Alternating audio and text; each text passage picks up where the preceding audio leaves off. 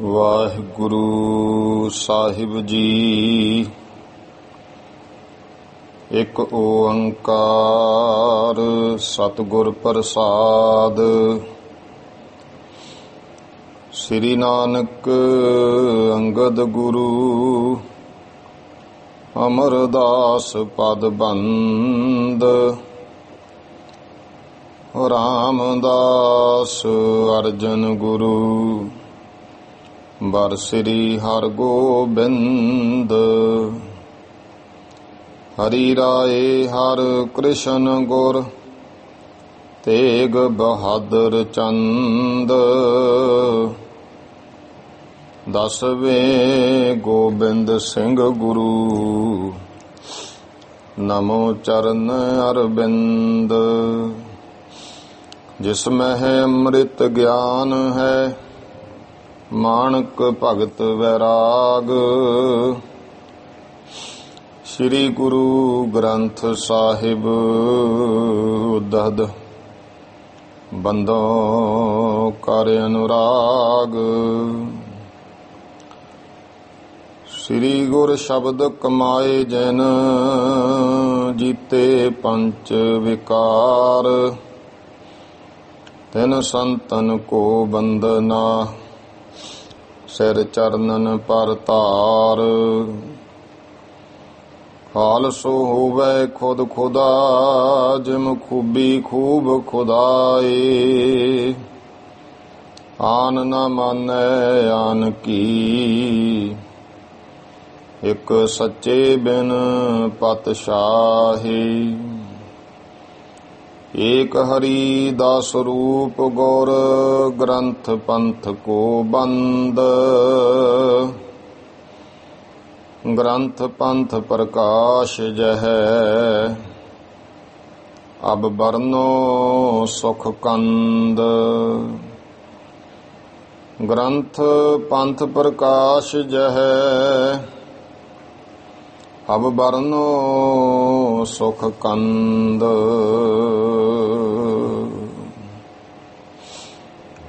ਵਾਹਿਗੁਰੂ ਜੀ ਕਾ ਖਾਲਸਾ ਵਾਹਿਗੁਰੂ ਜੀ ਕੀ ਫਤਿਹ। ਗਰੀਬ ਨਵਾਜ ਚਵਰ ਤਖਤ ਦੇ ਮਾਲਕ ਜੁਗੋ ਜੁਗ ਅਟਲ ਦਸਾਂ ਪਾਤਸ਼ਾਹੀਆਂ ਦੀ ਆਤਮਿਕ ਜੋਤ।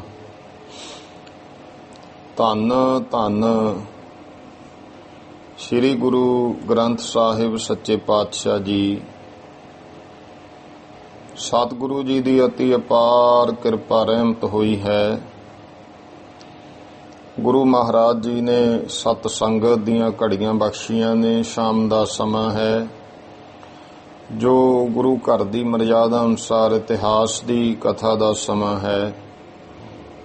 ਆਓ ਪੰਥ ਖਾਲਸੇ ਦਾ, ਗੁਰੂ ਖਾਲਸੇ ਦਾ ਇਤਿਹਾਸ ਗਿਆਨੀ ਗਿਆਨ ਸਿੰਘ ਜੀ ਨੇ ਜੋ ਸ੍ਰੀ ਗੁਰੂ ਪੰਥ ਪ੍ਰਕਾਸ਼ ਗ੍ਰੰਥ ਲਿਖਿਆ ਹੈ, ਇਸ ਗ੍ਰੰਥ ਦੀ ਲੜੀਵਾਰ ਜੋ ਕਥਾ ਹੈ ਉਹ ਆਪ ਜੀ ਸਰਵਣ ਕਰ ਰਹੇ ਹੋ। ਤੇ ਅੱਗੇ ਵੀ ਆਪਾਂ ਗੱਲ ਸਾਂਝੀ ਕਰ ਲਈ ਕਿ ਗਿਆਨੀ ਗਿਆਨ ਸਿੰਘ ਜੀ ਦੇ ਰਚੇ ਹੋਏ ਇਸ ਗ੍ਰੰਥ ਦੇ ਐਡੀਸ਼ਨ 3 ਨੇ, ਲਾਹੌਰ, ਅੰਮ੍ਰਿਤਸਰ ਔਰ ਦਿੱਲੀ। ਤੋ ਭਾਸ਼ਾ ਵਿਭਾਗ ਨੇ ਵੀ ਇਸ ਪੰਥ ਪ੍ਰਕਾਸ਼ ਨੂੰ ਛਾਪਿਆ। ਉਹ ਲੇਕਿਨ ਇਹ ਵੱਖ-ਵੱਖ ਐਡੀਸ਼ਨਾਂ ਤਹਿਤ ਉਹਦੇ ਵਿੱਚ ਕਾਫੀ ਜਿਹੜਾ ਹੈ ਉਹ ਕਾਵਿ ਛੰਦ ਘੱਟ ਹਨ। ਤੇ ਉਹਨਾਂ ਨੇ ਸੰਖੇਪ ਕੀਤਾ ਜਿੱਥੋਂ ਕੋਈ ਜ਼ਰੂਰਤ ਸੀ, ਸਮਝੀ ਜਾਂ ਜਿਵੇਂ ਵੀ ਸੀ ਉਸ ਗੱਲ ਦਾ। ਬਾਕੀ ਵੱਖ-ਵੱਖ ਐਡੀਸ਼ਨਾਂ ਨੂੰ ਜਿਹੜਾ ਹੈ ਉਹ ਆਧਾਰ ਬਣਾ ਕੇ ਲਿਖਿਆ ਗਿਆ ਹੈ। ਕੱਲ ਤੱਕ ਆਪਾਂ ਇਹ ਕਥਾ ਕਿ ਗਿਆਨੀ ਗਿਆਨ ਸਿੰਘ ਜੀ ਨੇ ਆਪਣਾ ਕਾਰਨ ਗ੍ਰੰਥ ਰਚਣ ਦਾ ਦੱਸਿਆ ਔਰ ਕਿਹਾ ਕਿ ਠੀਕ ਹੈ, ਜੋ ਵੀ ਭਾਈ ਰਤਨ ਸਿੰਘ ਜੀ ਵਿੱਚ ਭਾਵੇਂ ਉਹਨਾਂ ਨੂੰ ਕੁਛ ਐਸੇ ਭੇਦ ਨਜ਼ਰ ਆਏ, ਫਿਰ ਵੀ ਉਹ ਕਹਿੰਦੇ ਹਨ ਕਿ ਨਮਸਕਾਰ ਹੈ ਭਾਈ ਰਤਨ ਸਿੰਘ ਨੂੰ ਆਪਣੇ ਹਿਰਦੇ ਵਿੱਚ ਮੈਂ ਸਤਿਕਾਰ ਰੱਖ ਕੇ, ਕਿਉਂਕਿ ਗਿਆਨੀ ਗਿਆਨ ਸਿੰਘ ਜੀ ਨੇ ਗੁਰੂਆਂ ਦਾ ਇਤਿਹਾਸ ਜਿਹੜਾ ਹੈ ਉਹ ਆਧਾਰ ਬਣਾਇਆ ਭਾਈ ਸੰਤੋਖ ਸਿੰਘ ਜੀ ਦੇ ਲਿਖੇ ਹੋਏ ਸੂਰਜ ਪ੍ਰਕਾਸ਼ ਨੂੰ, ਤੇ ਬਾਕੀ ਆਧਾਰ ਬਣਾਇਆ ਹੈ ਭਾਈ ਰਤਨ ਸਿੰਘ ਜੀ ਦੇ ਉਸ ਪੰਥ ਪ੍ਰਕਾਸ਼, ਪ੍ਰਾਚੀਨ ਪੰਥ ਪ੍ਰਕਾਸ਼ ਨੂੰ। ਤੇ ਬਾਕੀ ਜਿੰਨੀ ਇਹਨਾਂ ਖੋਜ ਕੀਤੀ ਉਹ ਆਪਣੇ ਢੰਗ ਨਾਲ ਇਤਿਹਾਸ ਲਿਖਿਆ। ਤੇ ਇਸ ਪਾਠ ਭੇਦ ਹੈਗੇ ਨੇ ਇਹਦੇ ਵਿੱਚ, ਜਿਵੇਂ ਕੱਲ ਆਪਾਂ ਇੱਥੇ ਤੱਕ ਵਿਚਾਰ ਕਰ ਲਈ ਸੀ ਕਿ ਕਿਵੇਂ ਦਿੱਲੀ ਜਿਹੜੀ ਹੈ ਉਹ ਭਾਈ ਬਘੇਲ ਸਿੰਘ ਹੋਣਾ ਨੇ ਆਪਣੇ ਕਬਜ਼ੇ 'ਚ ਕੀਤੀ, ਕਿਸ ਤਰ੍ਹਾਂ ਉਹ ਛੱਡ ਕੇ ਆ ਗਏ। ਅਖਤਰ ਲੋਨੀ ਦੁਬਾਰਾ ਫਿਰ ਆ ਗਿਆ ਇੱਥੋਂ ਦਾ ਰਾਜ ਭਾਗ ਸੰਭਾਲਣ ਵਾਸਤੇ, ਭਾਵੇਂ ਕਿ ਉਸ ਸਮੇਂ ਦਾ ਬਾਦਸ਼ਾਹ ਤੇ ਹੈ ਸ਼ਾਹ ਆਲਮ, ਲੇਕਿਨ ਸ਼ਾਹ ਆਲਮ ਇੱਕ ਤਰ੍ਹਾਂ ਦਾ ਇਹ ਕਹਿ ਲਓ ਮੋਹਰ ਵਾਂਗੂ ਕੰਮ ਕਰਦਾ ਸੀ, ਨਾਮ ਦਾ ਹੀ ਰਾਜਾ ਸੀ। ਕੰਮ ਅੰਗਰੇਜ਼ਾਂ ਨੇ ਆਪਣੇ ਹੱਥ ਵਿੱਚ ਕਰ ਲਿਆ ਸੀ। ਤਾਂ ਅਖਤਰ ਲੋਨੀ ਨੇ ਪੁੱਛਿਆ ਹੈ, ਇਹ ਗੱਲ ਭਾਈ ਰਤਨ ਸਿੰਘ ਜੀ ਨੇ ਜੋ ਲਿਖੀ ਹੈ, ਗਿਆਨੀ ਗਿਆਨ ਸਿੰਘ ਜੀ ਉਹ ਦੱਸਦੇ ਨੇ ਕਿ ਭਾਈ ਰਤਨ ਸਿੰਘ ਜੀ ਨੇ ਜੋ ਪੰਥ ਪ੍ਰਕਾਸ਼ ਲਿਖਿਆ ਉਹਦਾ ਆਧਾਰ ਕੀ ਬਣਿਆ। ਉਹ ਆਪਾਂ ਭਾਵੇਂ ਤੁਸੀਂ ਸਾਰੇ ਪਹਿਲਾਂ ਸੁਣ ਚੁੱਕੇ ਹੋ, ਲੇਕਿਨ ਕਿਉਂਕਿ ਗ੍ਰੰਥ ਦੀ ਜਿਹਦੀ ਆਪਾਂ ਕੋਈ ਕਥਾ ਕਰੀਏ ਫਿਰ ਉਹਦੀ ਸਾਰੀ ਸੰਪੂਰਨ ਹੀ ਕਰਨੀ ਪੈਂਦੀ ਹੈ, ਇਸ ਕਰਕੇ ਉਹ ਦੱਸ ਰਹੇ ਨੇ ਕਿ ਗਿਆਨੀ ਗਿਆਨ ਸਿੰਘ ਜੀ ਕਹਿ ਰਹੇ ਆ ਜੋ ਭਾਈ ਰਤਨ ਸਿੰਘ ਜੀ ਨੇ ਇਸ ਗੱਲ ਨੂੰ ਆਧਾਰ ਬਣਾਇਆ। ਉਹਨਾਂ ਨੇ ਆਪਣੇ ਗ੍ਰੰਥ ਵਿੱਚ ਭਾਈ ਇਹ ਦੱਸਿਆ। ਅਖਤਰ ਲੋਨੀ ਸ਼ਾਹ ਆਲਮ ਨੂੰ ਪੁੱਛਦਾ ਇਹ ਕੌਣ ਲੋਕ ਹੈ, ਇਹਨਾਂ ਨੇ ਜਿਹੜਾ ਰਾਜ ਹੈ ਇਹਨਾਂ ਦਾ ਜਾਂ ਕਿਸੇ ਬਾਦਸ਼ਾਹ ਨੇ ਇਹਨਾਂ ਨੂੰ ਕੋਈ ਪਟਾ ਲਿਖ ਕੇ ਦੇ ਦਿੱਤਾ। ਸ਼ਾਹ ਆਲਮ ਜਿਹੜਾ ਉਹ ਉਸੇ ਤਰ੍ਹਾਂ ਕਪਟ ਰੱਖ ਕੇ ਹੁਣ ਅਖਤਰ ਲੋਨੀ ਨੂੰ ਜੋ ਗੱਲਾਂ ਕਹਿ ਰਿਹਾ, ਆਓ ਅੱਗੇ ਇਤਿਹਾਸ ਆ ਰਿਹਾ ਹੈ, ਪਿਆਰ ਅਤੇ ਸਤਿਕਾਰ ਦੇ ਨਾਲ ਸਰਵਣ ਕਰੀਏ ਜੀ। ਸਤਨਾਮ ਸ੍ਰੀ ਵਾਹਿਗੁਰੂ ਸਾਹਿਬ ਜੀ। ਸਿੰਘਨ ਸੋ ਤੁਰਕਨ ਕਾ ਬੈਰ, ਸਿੰਘਾਂ ਤੇ ਤੁਰਕਾਂ ਦਾ ਜਿਹੜਾ ਆਪਸ ਵਿੱਚ ਬੈਰ ਹੈ, ਜਿੱਦਨ ਮਜ਼ਹਬੀ ਆਹੇ ਬਧੈਰ, ਇਹ ਮਜ਼ਹਬ ਦੀ ਧਰਮ ਦੀ ਜਿੱਦ ਵਾਲਾ ਹੈ। ਇਹ ਜਿਹੜਾ ਬੈਰ ਹੈ ਭਾਵ ਅੰਦਰ, ਕਿਉਂਕਿ ਤੁਰਕ ਕਹਿੰਦੇ ਸਨ ਧਰਮ ਨੂੰ ਖਤਮ ਕਰਨਾ ਹੈ, ਤੇ ਖਾਲਸਾ ਪੰਥ ਕਹਿੰਦਾ ਸੀ ਕਿਸੇ ਧਰਮ ਨੂੰ ਖਤਮ ਨਹੀਂ ਹੋਣ ਦੇਣਾ। ਇਸ ਕਰਕੇ ਸ਼ਾਹ ਆਲਮ ਜਿਹੜਾ ਹੈ ਉਹ ਦੱਸ ਰਿਹਾ ਕਪਟੀ ਕਪਟ ਕਠੋਰਾ ਖੋਲਿਓ, ਇਹ ਕਪਟੀ ਕਪਟ ਕਠੋਲਾ ਖੋਲਿਓ। ਇੱਕ ਲਿਖਤ ਦੇ ਵਿੱਚ ਕਠੋਰਾ ਵੀ ਹੈ ਕਠੋਲਾ ਵੀ ਹੈ, ਤੇ ਉਹ ਦੱਸ ਰਹੇ ਨੇ ਕਿ ਜਿਹੜਾ ਦੁਸ਼ਮਣੀ ਹੈ ਨਾ ਉਹ ਇਸ ਤਰ੍ਹਾਂ ਦੀ ਹੈ, ਇਹ ਧਰਮ ਦਾ ਜਿਹੜਾ ਹੈ ਉਹ ਬੈਰ ਹੈ। ਸੋ ਦਿਲ ਰਾਖ ਤੁਰਕੇਸ਼ ਉਚਾਰਿਓ, ਉਹ ਗੱਲ ਜਿਹੜੀ ਹੈ ਦਿਲ ਵਿੱਚ ਰੱਖ ਕੇ ਤੁਰਕੇਸ਼ ਨੇ ਸ਼ਾਹ ਆਲਮ ਨੇ ਕਹੀ ਅਖਤਰ ਲੋਨੀ ਨੂੰ, ਸਾਂਪ ਸਮਾਨ ਡੰਕ ਚਹਿ ਮਾਰਿਓ, ਉਹ ਸੱਪ ਦੇ ਸਮਾਨ ਜਿਹੜਾ ਹੈ ਡੰਗ ਮਾਰਨਾ ਚਾਹੁੰਦਾ। ਚਾਰ ਭਾਂਤ ਨਰ ਹੈ ਜਗ ਜਾਨੋ, ਇਹ ਜਾਣੋ ਕਿ ਭਾਈ ਜਗਤ ਦੇ ਵਿੱਚ ਚਾਰ ਤਰ੍ਹਾਂ ਦੇ ਜਿਹੜੇ ਲੋਕ ਹੁੰਦੇ ਨੇ, ਮਾਖੀ ਸਾਂਪ ਅਸੁਰ ਸੁਰ ਮਾਨੋ।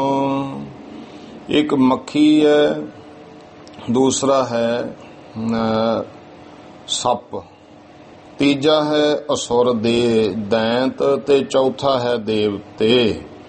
ਆਪ ਖੋਏ ਪਰ ਕਾਜ ਬਿਗਾਰੈ, ਇੱਕ ਤਾਂ ਮੱਖੀ ਵਰਗੇ ਉਹ ਹੁੰਦੇ ਨੇ ਜਿਹੜੇ ਆਪਦਾ ਤਾਂ ਭਾਵੇਂ ਆਪਦਾ ਵੀ ਨਾਸ਼ ਕਰਾ ਲੈਂਦੇ ਆ, ਪਰ ਪਰਾਏ ਦਾ ਵੀ ਕਾਰਜ ਵਿਗਾੜ ਦਿੰਦੇ ਆ। ਜਿਵੇਂ ਮੱਖੀ ਹੈ ਉਹ ਚਾਹ ਪੀਂਦਾ ਹੋਵੇ, ਕੋਈ ਗਰਮ ਉਹਦੇ ਵਿੱਚ ਝਾੜ ਡਿੱਗਦੀ ਹੈ, ਮਰ ਜਾਂਦੀ ਹੈ, ਆਪ ਵੀ ਖਤਮ ਹੋ ਗਈ, ਨਾਲੇ ਅਗਲੇ ਨੂੰ ਨਹੀਂ ਪੀਣ ਦਿੱਤੀ, ਉਹਨੂੰ ਵੀ ਡੋਲਣੀ ਪਈ। ਇਸੇ ਤਰ੍ਹਾਂ ਕਿਸੇ ਹੋਰ ਚੀਜ਼ ਵਿੱਚ ਪੈ ਜੇ, ਖਾਣ ਵਾਲੇ ਪਦਾਰਥ 'ਚ ਆਪ ਵੀ ਮਰ ਗਈ। ਪਰ ਜਿਹਨੇ ਪਦਾਰਥ ਵਰਤਣਾ ਸੀ ਉਹਨੂੰ ਵੀ ਵਰਤਣ ਜੋਗਾ ਨਹੀਂ ਛੱਡਿਆ। ਇਸ ਤਰ੍ਹਾਂ ਆਪ ਖੋਏ ਪਾਰ ਕਾਜ ਵਿਗਾਰੈ। ਆਪ ਵੀ ਖੁਆਰ ਖੋਈ, ਆਪਣਾ ਆਪ ਵੀ ਖੋ ਲਿਆ ਤੇ ਪਰਾਏ ਦਾ ਕੰਮ ਵੀ ਵਿਗਾੜਤਾ। ਸੋ ਮਾਖੀ ਸਮ ਲਖੋ ਅਪਾਰੈ। ਉਹ ਬੰਦਿਆਂ ਨੂੰ ਮੱਖੀ ਦੇ ਸਮਾਨ ਜਾਣੋ। ਕੱਲ ਆਪਾਂ ਗੱਲ ਕੀਤੀ ਸੀ ਇਹੋ ਜਿਹੀ ਈਰਖਾ। ਕਈ ਹੁੰਦੇ ਨੇ ਆਪਦਾ ਵੀ ਵਿਗੜ ਜੇ ਭਾਵੇਂ ਵਿਗੜ ਜੇ, ਦੂਜੇ ਦਾ ਜ਼ਰੂਰ ਵਿਗਾੜਨਾ ਹੁੰਦਾ, ਆਪਦਾ ਨੁਕਸਾਨ ਹੁੰਦਾ ਉਹ ਨਹੀਂ ਵੇਖਣਾ। ਇਸ ਤਰ੍ਹਾਂ ਦੇ ਲੋਕ ਜਿਹੜੇ ਉਹ ਮੱਖੀ ਬਿਰਤੀ ਦੇ ਹੁੰਦੇ ਹਨ। ਬਿਨਾ ਲਾਭ ਨਿਜ ਪਰ ਕੀ ਹਾਨੀ। ਇੱਕ ਉਹ ਹੁੰਦੇ ਨੇ ਕਿ ਦੂਜੇ ਦਾ ਨੁਕਸਾਨ ਕਰਨਾ, ਆਪ ਨੂੰ ਭਾਵੇਂ ਉਹਦਾ ਕੋਈ ਫਾਇਦਾ ਨਹੀਂ ਹੁੰਦਾ, ਆਪ ਨੂੰ ਕੋਈ ਫਾਇਦੇ ਨਹੀਂ, ਪਰ ਇਹ ਹੁੰਦਾ ਕਿ ਚਲੋ ਉਹਦਾ ਨੁਕਸਾਨ ਤਾਂ ਹੋ ਰਿਹਾ, ਉਹ ਕੰਮ ਕਰਨਾ। ਕੋਈ ਨਾ ਕੋਈ ਇਹੋ ਜਿਹੇ ਕੰਮ ਵਿੱਚ ਜਾਂ ਪਤਾ ਲੱਗ ਜੇ ਕੋਈ ਪਿੰਡ ਦੇ ਵਿੱਚ ਫਲਾਣੇ ਨਾਲ ਆ ਹੋ ਗਿਆ, ਲੈਣਾ ਦੇਣਾ ਵੀ ਨਹੀਂ ਹੁੰਦਾ ਕੋਈ, ਪਰ ਉਹ ਬਿਨਾਂ ਕਿਸੇ ਲਾਭ ਤੋਂ ਇਹ ਹੁੰਦਾ ਕਿ ਕੋਈ ਨਾ ਕੋਈ ਖੱਲਰ ਪਾਉਣਾ, ਉਹਦਾ ਕੰਮ ਵਿਗਾੜਨਾ। ਬਿਨਾਂ ਲਾਭ ਨਿਜ ਪਰ ਕੀ ਹਾਨੀ। ਬਿਨਾਂ ਕਿਸੇ ਆਪਣੇ ਲਾਭ ਤੋਂ ਪਰਾਏ ਦੀ ਹਾਨੀ ਕਰਨੀ। ਕਰ ਹੈ ਸੋ ਨਰ ਸਾਂਪ ਸਮਾਨੀ। ਤਾਂ ਇਹ ਜਾਣੋ ਕਿ ਉਹ ਭਾਈ ਸੱਪ ਵਾਂਗੂ ਕਰਦੇ ਆ। ਸੱਪ ਹੈ ਜਿਹੜਾ, ਉਹਨੂੰ ਤਾਂ ਕੋਈ ਲਾਭ ਨਹੀਂ ਹੁੰਦਾ, ਡੰਗ ਮਾਰਦਾ, ਕਿਸੇ ਦੀ ਜਾਨ ਲੈ ਲੈਂਦਾ, ਪਰ ਆਪ ਨੂੰ ਤਾਂ ਉਹਦਾ ਕੋਈ ਫਾਇਦਾ ਨਾ ਹੋਇਆ। ਪਰ ਕੋ ਮਾਰ ਕਾਜ ਨਿਜ ਕਰੈ। ਇੱਕ ਉਹ ਹੁੰਦੇ ਨੇ ਕਿ ਕਿਸੇ ਹੋਰ ਦਾ ਨੁਕਸਾਨ ਕਰਕੇ ਆਪਣਾ ਕਾਰਜ ਪੂਰਾ ਕਰ ਲੈਣਾ। ਪਰ ਕੋ ਮਾਰ, ਦੂਜੇ ਨੂੰ ਮਾਰ ਕੇ ਆਪਣਾ ਕਾਜ ਸਵਾਰ ਲੈਂਦੇ। ਸੋ ਨਰ ਰਾਖਸ਼ ਬੁੱਧ ਜਨ ਰਰੈ। ਉਸ ਨੂੰ ਭਾਈ ਰਾਖਸ਼ ਬੁੱਧੀ ਵਾਲਾ ਜਨ ਜਾਣੋ ਕਿਹਾ ਜਾਂਦਾ ਹੈ। ਜਿਉ ਤਿਉ ਕਰ ਕਰ ਹੈ ਉਪਕਾਰੀ। ਇੱਕ ਉਹ ਨੇ ਜਿਵੇਂ ਤਿਵੇਂ ਵੀ ਕਰਕੇ ਪਰ ਉਪਕਾਰ ਕਰਦੇ ਆ, ਕਿਸੇ ਦਾ ਭਲਾ ਕਰਦੇ ਆ, ਚਲੋ ਕਿਵੇਂ ਵੀ ਹੋ ਜੇ ਕਿ ਭਲਾ ਕਰ ਦਈਏ। ਆਹੇ ਦੇਵ ਨਰ ਜਗਤ ਮਝਾਰੇ। ਉਹਨੂੰ ਭਾਈ ਦੇਵਤਾ ਸੁਭਾਅ ਜਗਤ ਵਿੱਚ। ਇਸ ਤਰ੍ਹਾਂ ਦੇ ਲੋਕ ਦੇਵਤਿਆਂ ਵਰਗੇ ਹੁੰਦੇ ਆ ਜਗਤ ਵਿੱਚ। ਇੱਥੇ ਤੱਕ ਤਾਂ 4 ਬਿਰਤੀਆਂ। ਜਿਹੜੀ ਗੁਰੂ ਕਿਆਂ ਦੀ ਬਿਰਤੀ ਆ ਖਾਲਸੇ ਦੀ, ਇਦੋਂ ਵੀ ਉੱਪਰ ਹੈ। ਇਹ ਤਾਂ ਆਪਣਾ ਵਿਗਾੜ ਬਿਰਾਨਾ ਸੰਡ ਹੈ। ਖਾਲਸਾ ਤਾਂ ਆਪਣਾ ਵਿਗਾੜ ਕੇ ਵੀ ਦੂਜੇ ਦਾ ਭਲਾ ਕਰਦਾ। ਇਸ ਤਰ੍ਹਾਂ ਦਾ ਜਿਹੜਾ ਹੈ, ਇੱਥੇ 4 ਆਮ ਸੰਸਾਰ ਦੇ ਸੁਭਾਅ ਲਿਖੇ ਹਨ। ਆਹੇ ਸੁਭਾਵ ਨਰਕ ਕੇ ਆਮ। ਤੇ ਇਸ ਤਰ੍ਹਾਂ ਕਹਿੰਦੇ, ਇਸ ਤਰ੍ਹਾਂ ਦੇ ਸੁਭਾਅ ਵਾਲੇ ਨਰਕ ਕੇ ਆਮ, ਬਹੁਤੇ ਨਰਕ ਦੇ ਵਿੱਚ ਹੀ। ਬੇਰ ਸੁਪਾਰੀ ਦਾਖ ਬਦਾਮ। ਜਿਵੇਂ ਇਸ ਤਰ੍ਹਾਂ ਹੁੰਦੇ ਨੇ, ਇੱਕ ਬੇਰ ਹੁੰਦਾ, ਇੱਕ ਸੁਪਾਰੀ ਹੁੰਦੀ ਹੈ, ਇੱਕ ਦਾਖ ਹੈ ਤੇ ਚੌਥਾ ਬਦਾਮ ਹੈ। ਦਾਖ ਅੰਗੂਰ ਤੋਂ ਬਣਦੀ ਹੈ। ਅੰਗੂਰ ਨੂੰ ਇਹ ਬਣਾਉਣ ਵਾਲਾ ਜਿਹੜਾ ਆਮ ਘਰਾਂ ਦੇ ਵਿੱਚ ਵੀ ਲੋਕ ਬਣਾ ਲੈਂਦੇ ਆ, ਵੀ ਅੰਗੂਰ ਲੈ ਲਏ, ਉਹਨਾਂ ਨੂੰ ਪਾਣੀ 'ਚ ਉਬਾਲਣਾ ਸ਼ੁਰੂ ਕਰਤਾ ਤੇ ਉਹ ਪਾਣੀ 'ਚ ਉਬਾਲੀ ਚੱਲੋ। ਜਦੋਂ ਉਹ ਉਬਲਦੇ ਉਬਲਦੇ ਉੱਪਰ ਆ ਜਾਣ ਪਾਣੀ ਦੇ, ਜਦੋਂ ਤੁਸੀਂ ਅੰਗੂਰ ਇਸ ਤਰ੍ਹਾਂ ਦੱਸਦੇ ਨੇ, ਮੈਨੂੰ ਇੱਕ ਨੇ ਦੱਸਿਆ ਸੀ ਕਿ ਅੰਗੂਰ ਤੋਂ ਦਾਖ ਕਿਵੇਂ ਬਣਦੀ ਹੈ। ਕਹਿੰਦੇ ਘਰੇ ਬਣਾ ਸਕਦੇ ਹੋ ਤੁਸੀਂ।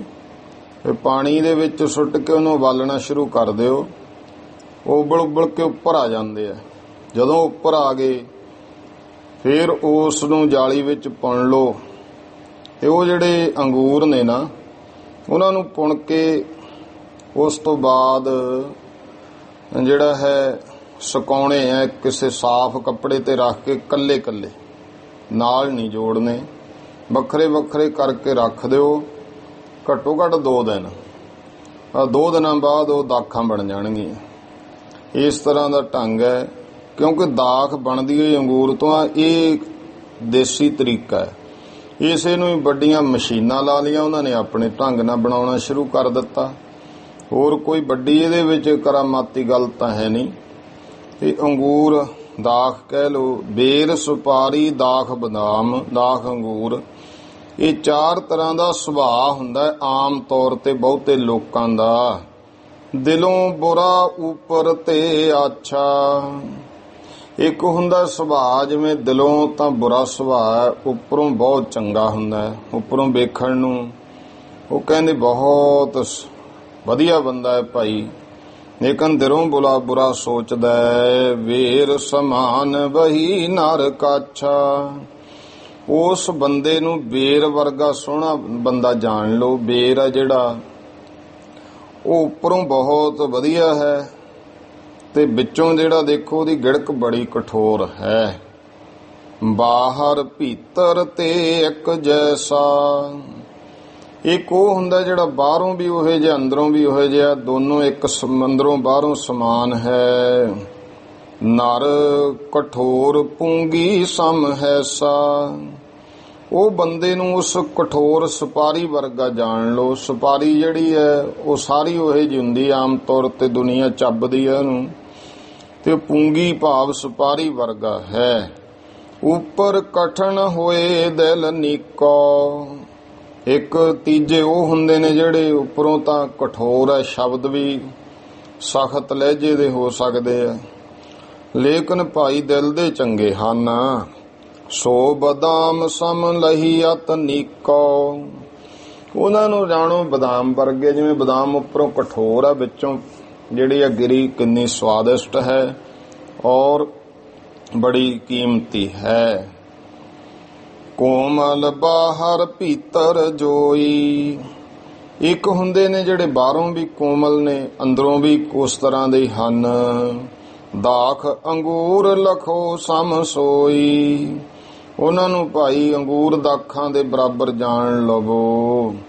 ਉੱਤਮ ਮੱਧਮ ਮੰਦ ਸ੍ਰਿਸ਼ਟ, ਫਿਰ ਇਹ ਅੱਗੇ ਜਾਣੋ ਕਿ ਜਿਹੜੇ ਹਨ, ਇੱਕ ਹੁੰਦਾ ਉੱਤਮ, ਇੱਕ ਮੱਧਮ, ਇੱਕ ਮੰਦ ਪੁਰਸ਼, ਇੱਕ ਕਨਿਸ਼ਟ, ਇਸ ਤਰ੍ਹਾਂ ਦੇ ਵੀ ਹੈ। ਉੱਤਮ ਮੱਧਮ ਮੰਦ ਸ੍ਰਿਸ਼ਟ, ਉੱਤਮ ਮੱਧਮ ਤੇ ਮੰਦੇ ਹਨ। ਕੋ ਸ੍ਰਿਸ਼ਟੀ ਵਿੱਚ ਤਿੰਨ ਤਰ੍ਹਾਂ ਦੀ ਆ ਜਾਂਦੀ ਹੈ ਬਿਰਤੀ। ਸ਼ਾਹੇ ਲਖੋ ਤੇ ਹੋ ਮਾਹੇ ਕਨਿਸ਼ਟ, ਪਰ ਜਿਹੜਾ ਇਹ ਆਲਮ ਸ਼ਾਹ ਸੀ ਨਾ, ਇਹ ਉੱਤਮ ਮੱਧਮ ਤੇ ਮੰਦ ਤਿੰਨਾਂ ਤੋਂ ਵੀ ਭੈੜਾ, ਇਹਨੂੰ ਕਨਿਸ਼ਟ ਰੂਪ ਜਾਣ ਲੋ। ਕਨਿਸ਼ਟ ਕਹਿੰਦੇ ਨੇ ਕਮੀਨੇ ਨੂੰ, ਕਨਿਸ਼ਟ ਕਹਿੰਦੇ ਹਨ ਨੀਚ ਨੂੰ। ਜਿਉ ਨੁਕਸਾਨ ਸਿੰਘਨ ਹੋਇ ਜਾਈ, ਤੇ ਉਹਨੇ ਉਹ ਗੱਲਾਂ ਕਹੀਆਂ ਅਖਤਰ ਲੋਣੀ ਨੂੰ, ਜਰਨੈਲ ਨੂੰ, ਜਿਹਦੇ ਕਰਕੇ ਸਿੰਘਾਂ ਦਾ ਨੁਕਸਾਨ ਹੋ ਜਾਵੇ। ਦੇਖੋ, ਨਾਲੇ ਸਿੰਘਾਂ ਨਾਲ ਬਾਬੇ ਬਘੇਲ ਸਿੰਘ ਨਾਲ ਸਮਰੂ ਦੀ ਬੇਗਮ ਨੂੰ ਵਿੱਚ ਪਾ ਕਰਕੇ ਕਿ ਤੂੰ ਉਸ ਨੂੰ ਭਰਾ ਬਣਾਇਆ ਹੋਇਆ ਹੈ, ਮੇਰੀ ਸਹਿਮਤੀ ਕਰਾ। 6 ਆਨੇ ਸਰਦਾਰ ਬਘੇਲ ਸਿੰਘ ਨੂੰ ਦੇਣੇ ਕਰਕੇ ਤੇ 10 ਆਨੇ ਆਪਣੇ, ਇਹ ਕਿਹਾ ਤੂੰ 6 ਆਨੇ ਰਾਜ ਹੈ ਤੇਰਾ। ਇਹ ਇੰਨਾ ਭਾਵ ਮਾਣ ਵਡਿਆਈ। ਦੂਜੇ ਪਾਸਿਓਂ ਅੰਦਰੋਂ ਜਿਹੜਾ ਹੈ ਅਖਤਰ ਲੋਨੀ ਕੋਲੇ ਉਹ ਗੱਲਾਂ ਕਰਦਾ ਕਿ ਸਿੰਘਾਂ ਦਾ ਜੋ ਨੁਕਸਾਨ ਸਿੰਘਨ ਹੋਇਆ ਜਾਈ, ਜੋ ਸਿੰਘਾਂ ਦਾ ਨੁਕਸਾਨ ਹੋ ਜਾਵੇ। ਸ਼ਾਹੇ ਅਧਮ ਸੋ ਬਿਉਂਤ ਬਨਾਈ, ਅਧਮ ਕਹਿੰਦੇ ਨੇ ਨੀਚ ਕਮੀਨੇ ਨੂੰ। ਇਸ ਤਰ੍ਹਾਂ ਸ਼ਾਹ ਆਲਮ ਨੇ ਆਪਣੀ ਨੀਚਤਾ ਕਮੀਨਗੀ ਦਿਖਾਉਂਦੇ ਆ ਇਹ ਮਨ ਵਿੱਚ ਬਿਉਂਤ ਬਣਾਈ ਔਰ ਦੱਸਣ ਲੱਗਿਆ ਕਿ ਇਹ ਕੌਣ ਹਨ। ਨਾਨਕ ਸ਼ਾਹ ਇੱਕ ਭਇਓ ਫਕੀਰ, ਦੱਸਿਆ ਕਿ ਨਾਨਕ ਸ਼ਾਹ ਇੱਕ ਫਕੀਰ ਹੋਇਆ। ਕੁਝ ਲਿਖਤਾਂ ਦੇ ਵਿੱਚ ਇਉਂ ਵੀ ਆਉਂਦਾ, ਨਾਨਕ ਸ਼ਾਹੇ ਪੰਜਾਬ ਮਝਾਰਾ ਭਇਓ ਫਕੀਰ ਅਜਮਤੀ ਭਾਰਾ। ਤਿਸ ਗਾਦੀ ਪਰ ਦਸਵੇਂ ਠੌਰੇ ਗੋਬਿੰਦ ਸਿੰਘ ਬਲੀ ਭਇਓ ਗੌਰੈ। ਸਿੰਘਨ ਕਾ ਤਿਸਨੇ ਇਹ ਮਜਬ ਕੀਨੋ ਵੀਰ ਬਹਾਦਰ ਗਜਬ। ਲੇਕਿਨ ਇਸ ਲਿਖਤ ਦੇ ਵਿੱਚ, ਇਸ ਐਡੀਸ਼ਨ ਵਿੱਚ ਇਸ ਤਰ੍ਹਾਂ ਹੀ ਆਉਂਦਾ, ਨਾਨਕ ਸ਼ਾਹ ਇੱਕ ਭਇਓ ਫਕੀਰ ਦੱਸਦਾ ਹੈ। ਇਹ ਅਖਤਰ ਲੋਨੀ ਸ਼ਾਹ ਆਲਮ ਕਹਿੰਦਾ ਇੱਕ ਨਾਨਕ ਸ਼ਾਹ ਫਕੀਰ ਹੋਇਆ ਹੈ। ਵਿੱਚ ਪੰਜਾਬ ਕਹਾਇਓ ਪੀਰ, ਪੀਰ ਦਾ ਭਾਵ ਹੈ ਕਰਾਮਾਤੀ ਗੁਰੂ। ਉਹ ਪੰਜਾਬ ਦੇ ਵਿੱਚ ਗੁਰੂ ਕਹਾਇਆ, ਕਰਾਮਾਤੀ ਗੁਰੂ ਹੋਇਆ।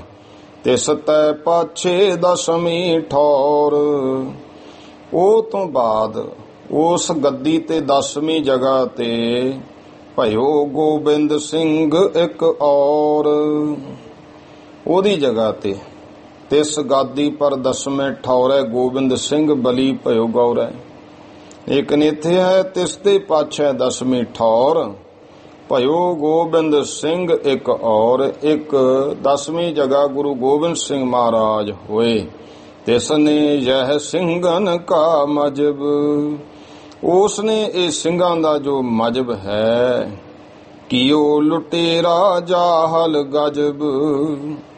ਕਹਿੰਦੇ ਇੱਕ ਐਵੇਂ ਜਾਲ ਕਹਿੰਦੇ ਨੇ ਅਨਪੜ੍ਹ ਨੂੰ, ਤੇ ਗਜਬ ਕਹੀਏ ਕਹਿਰ ਪਾਉਣ ਵਾਲਾ, ਦੁਸ਼ਮਣਾਂ ਤੇ ਕਹਿਰ ਪਾਉਣ ਵਾਲਾ, ਜਾਂ ਗਜਬ ਨਾਮ ਅਨੋਖੇ ਦਾ ਵੀ ਹੈ। ਇਹ ਅਨਪੜ੍ਹ ਅਨੋਖੇ ਜੇ ਜਾਹਲ ਜੇ ਇਹ ਜਿਹੜੇ ਲੁਟੇਰਿਆਂ ਦਾ ਪੰਥ ਪੈਦਾ ਕੀਤਾ।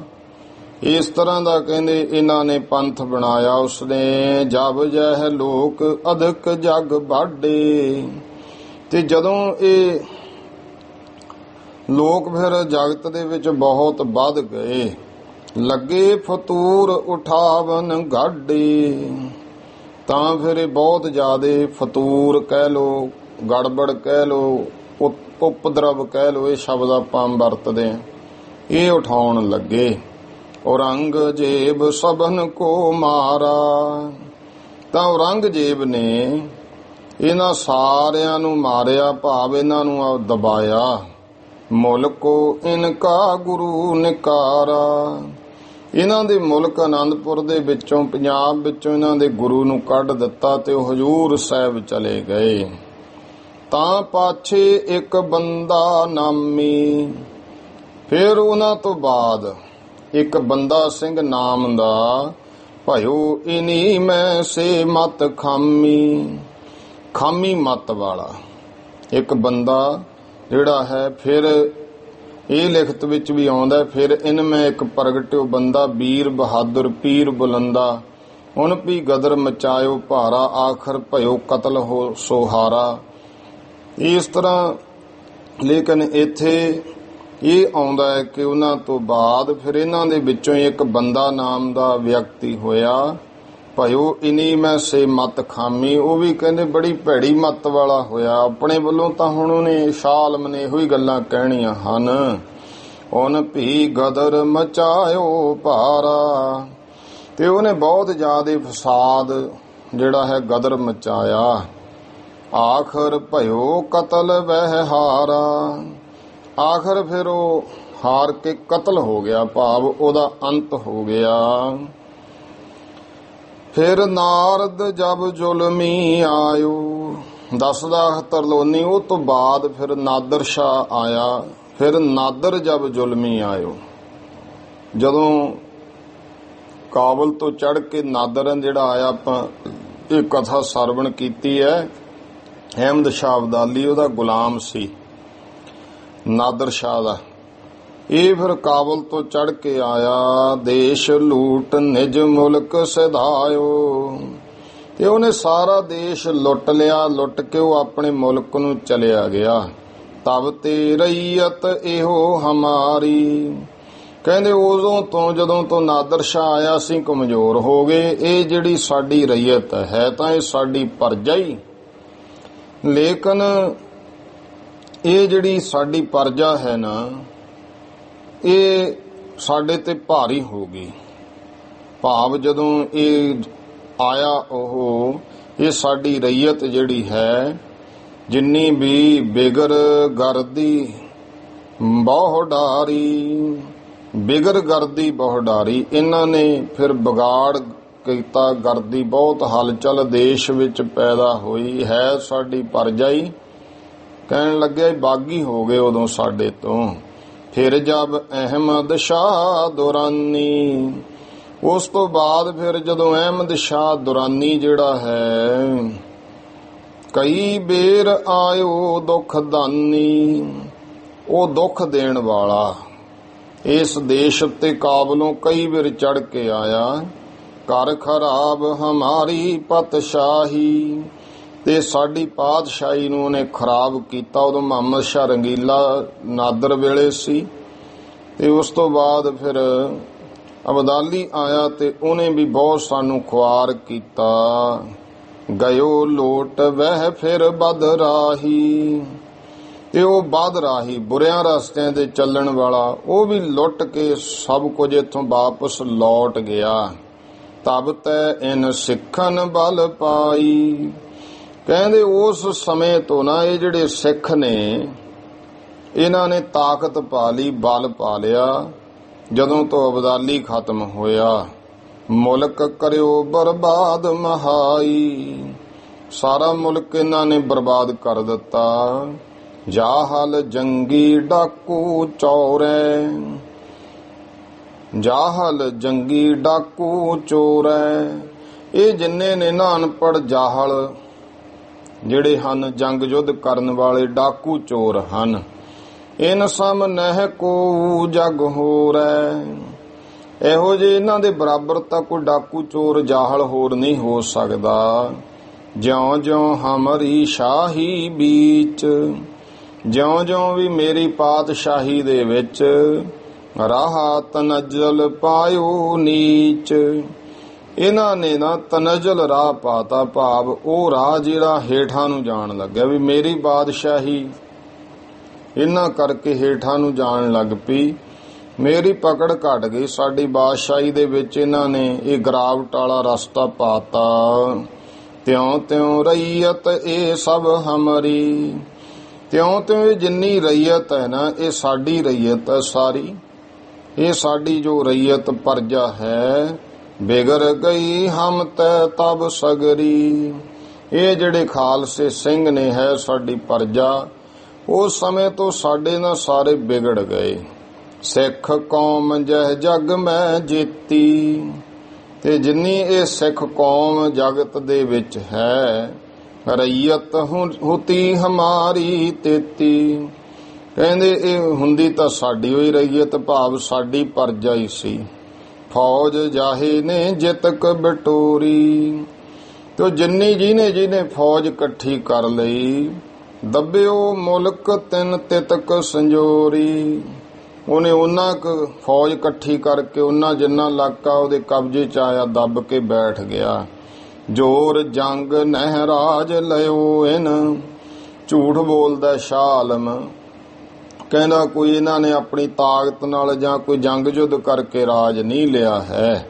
ਸ਼ਾਹੇ ਪਟਾ ਲਿਖ ਦਿਓ ਨਾਹੇ ਕਿਨ।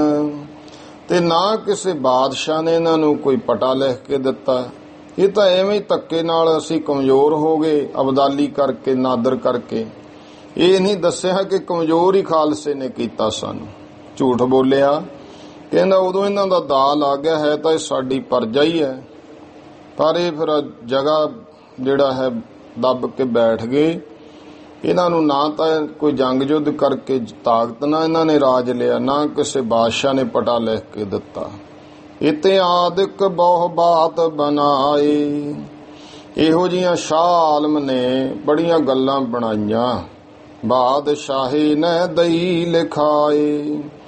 ਅਖਤਰ ਲੋਨੀ ਜਰਨੈਲ ਨੂੰ ਬਾਦਸ਼ਾਹ ਨੇ ਇਹ ਸਿੰਘਾਂ ਬਾਰੇ ਲਿਖਵਾ ਦਿੱਤਾ। ਲੋਣੀ ਅਖਤਰ ਨੇ ਜਹ ਸੁਣ ਕੇ। ਜਿਹੜਾ ਲੋਣੀ ਅਖਤਰ ਅੰਗਰੇਜ਼ ਜਰਨੈਲ ਸੀ, ਉਹਨੇ ਸਾਰਾ ਕੁਝ ਸੁਣ ਕਰਕੇ ਕਹੀਓ ਸ਼ਾਹ ਪੈ ਜਾ ਬਿਦ ਗੁਣ ਕੈ। ਇਸ ਤਰ੍ਹਾਂ ਵਿਚਾਰ ਕਰਕੇ ਨਾ ਫਿਰ ਸ਼ਾਹ ਆਲਮ ਬਾਦਸ਼ਾਹ ਨੂੰ ਕਹਿਣ ਲੱਗਿਆ, ਜੇਕਰ ਸਿੱਖ ਕੌਮ ਜਹ ਸਭ ਹੀ। ਇਹ ਜਿਹੜੀ ਜੇਕਰ ਇਹ ਸਿੱਖ ਕੌਮ ਜੋ ਹੈ ਸਾਰੀ, ਪਤਸ਼ਾਹੀ ਰਈਅਤ ਥੀ ਕਬ ਕਬ ਹੀ। ਇਹ ਪਾਤਸ਼ਾਹ ਦੀ ਰਈਅਤ ਰਹੀ ਹੈ ਕਦੇ। ਭਾਵ ਜੇ ਇਹ ਸਿੱਖ ਕੌਮ ਕਦੇ ਪਾਤਸ਼ਾਹ ਦੀ ਰਈਅਤ ਪਰਜਾ ਰਹੇ, ਗਦਲ ਮਚਾਏ ਬਦਲ ਸਭ ਗਏ। ਤੇ ਇਹ ਗਦਲ ਫਸਾਦ ਮਚਾ ਕਰਕੇ ਸਾਰੇ ਫਿਰ ਬਾਦਸ਼ਾਹ ਤੋਂ ਬਦਲ ਗਏ। ਖੁਦ ਰਾਜੇ ਬਣ ਗਏ। ਆਪ ਹੀ ਆਪੇ ਹੀ ਦੇਸ਼ ਦੇ ਰਾਜੇ ਬਣ ਗਏ। ਰਈਅਤ ਬਿਗੜੀ ਢਿਗ ਕਬ ਰਾਜ। ਤਾਂ ਫਿਰ ਗੱਲ ਇਹ ਹੈ, ਜੇ ਪਰਜਾ ਵਿਗੜ ਵੀ ਜਾਵੇ ਤਾਂ ਉਹ ਰਾਜਿਆਂ ਨਾਲੋਂ, ਬਾਦਸ਼ਾਹਾਂ ਨਾਲੋਂ, ਸਰਕਾਰ ਨਾਲੋਂ ਕਿੰਨਾ ਕੁ ਟਾਈਮ ਬਦਲ ਜਿਹੜਾ ਵਿਗੜ ਕੇ ਰਹਿ ਸਕਦੇ ਆ। ਕਿਉਂਕਿ ਕਾਨੂੰਨ ਤਾਂ ਸਾਰਾ ਸਰਕਾਰ ਦੇ ਹੱਥ ਹੀ ਹੁੰਦਾ। ਕੋਈ ਬਾਗੀ ਬਣ ਵੀ ਜਾਵੇ, ਸਰਕਾਰ ਕੋਲ ਬਹੁਤ ਹੱਥ ਕੰਡੇ ਹੁੰਦੇ ਆ। ਉਹ ਇਹ ਜੇ ਹੱਥ ਕੰਡੇ ਵਰਤ ਕੇ ਸਰਕਾਰਾਂ ਕੋਈ ਮੁਹਿੰਮ ਹੁੰਦੀ ਹੈ ਉਹਨੂੰ ਖਤਮ ਕਰ ਦਿੰਦੀਆਂ ਨੇ। ਇਸ ਕਰਕੇ ਪਰਜਾ ਕਿੰਨਾ ਕੁ ਟਾਈਮ ਵਿਗੜ ਸਕਦੀ ਹੈ ਰਾਜ ਤੋਂ। ਰਹਿ ਨਾ ਪਾਇਓ ਬਿਨਾ ਸਮਾਜ, ਕਿਉਂਕਿ ਬਾਦਸ਼ਾਹੀ ਸਮਾਨ ਸਾਜੋ ਸਮਾਨ ਤੋਂ ਬਿਨਾ ਰਹਿਣਾ ਨਹੀਂ ਪਾਇਆ ਜਾ ਸਕਦਾ, ਬਹੁਤ ਔਖਾ ਹੈ। ਜਹ ਲਿਖ ਕਰ ਨਿਜ ਦਫ਼ਤਰ ਮਾਹੀ। ਇਸ ਤਰ੍ਹਾਂ ਜੋ ਸ਼ਾਹ ਆਲਮ ਨੇ ਲਿਖਾਇਆ ਸਿੰਘਾਂ ਬਾਰੇ, ਅਖਤਰ ਲੋਨੀ ਜਰਨੈਲ ਨੇ ਲਿਖ ਕੇ ਆਪਣੇ ਦਫ਼ਤਰ ਦੇ ਵਿੱਚ ਰਾਖਿਓ ਤਬ ਕਰਨੈਲ ਤਹਾਹੀ। ਉਸ ਕਰਨੈਲ, ਫੌਜਾਂ ਦੇ ਕਰਨੈਲ ਜਰਨੈਲ ਨੇ ਆਪਣੇ ਦਫ਼ਤਰ ਵਿੱਚ ਰੱਖ ਲਿਆ, ਕਿਉਂਕਿ ਜੋ ਕੁਝ ਹੁੰਦਾ ਸੀ ਸਭ ਕੁਝ ਲੰਡਨ ਭੇਜਦੇ ਸਨ ਲਿਖ ਕੇ। ਅਬ ਸੁਨ ਗਾਥ ਔਰ ਇੱਕ ਭਾਰੀ। ਤੇ ਹੁਣ ਕਹਿੰਦੇ ਜਿਹੜੀ ਹੈ ਭਾਈ, ਇੱਕ ਹੋਰ ਕਹਾਣੀ ਵੱਡੀ ਕਥਾ ਸੁਣ ਲਵੋ।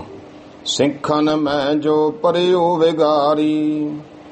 ਜੋ ਸਿੱਖਾਂ ਦੇ ਵਿੱਚ ਜਿਵੇਂ ਵਿਗਾੜ ਪਿਆ ਹੈ, ਅੰਗਰੇਜ਼ਨ ਕੀ ਜਿਉਂ ਲੁਧਿਆਣੇ। ਅੰਗਰੇਜ਼ਾਂ ਦੀ ਜਿਹੜੀ ਲੁਧਿਆਣੇ ਦੇ ਵਿੱਚ ਪਰੀ ਛਾਵਨੀ ਆਏ ਮਹਾਨੇ, ਜਿਹੜੀ ਇੱਥੇ ਛਾਉਣੀ ਪਈ, ਉਹ ਆਪਾਂ ਸਾਰੀ ਭਾਈ ਰਤਨ ਸਿੰਘ ਜੀ ਦੇ ਗ੍ਰੰਥ ਵਿੱਚੋਂ ਆਪਾਂ ਗੁਰਮੁਖੋਂ ਪੜ੍ਹੀ ਹੈ।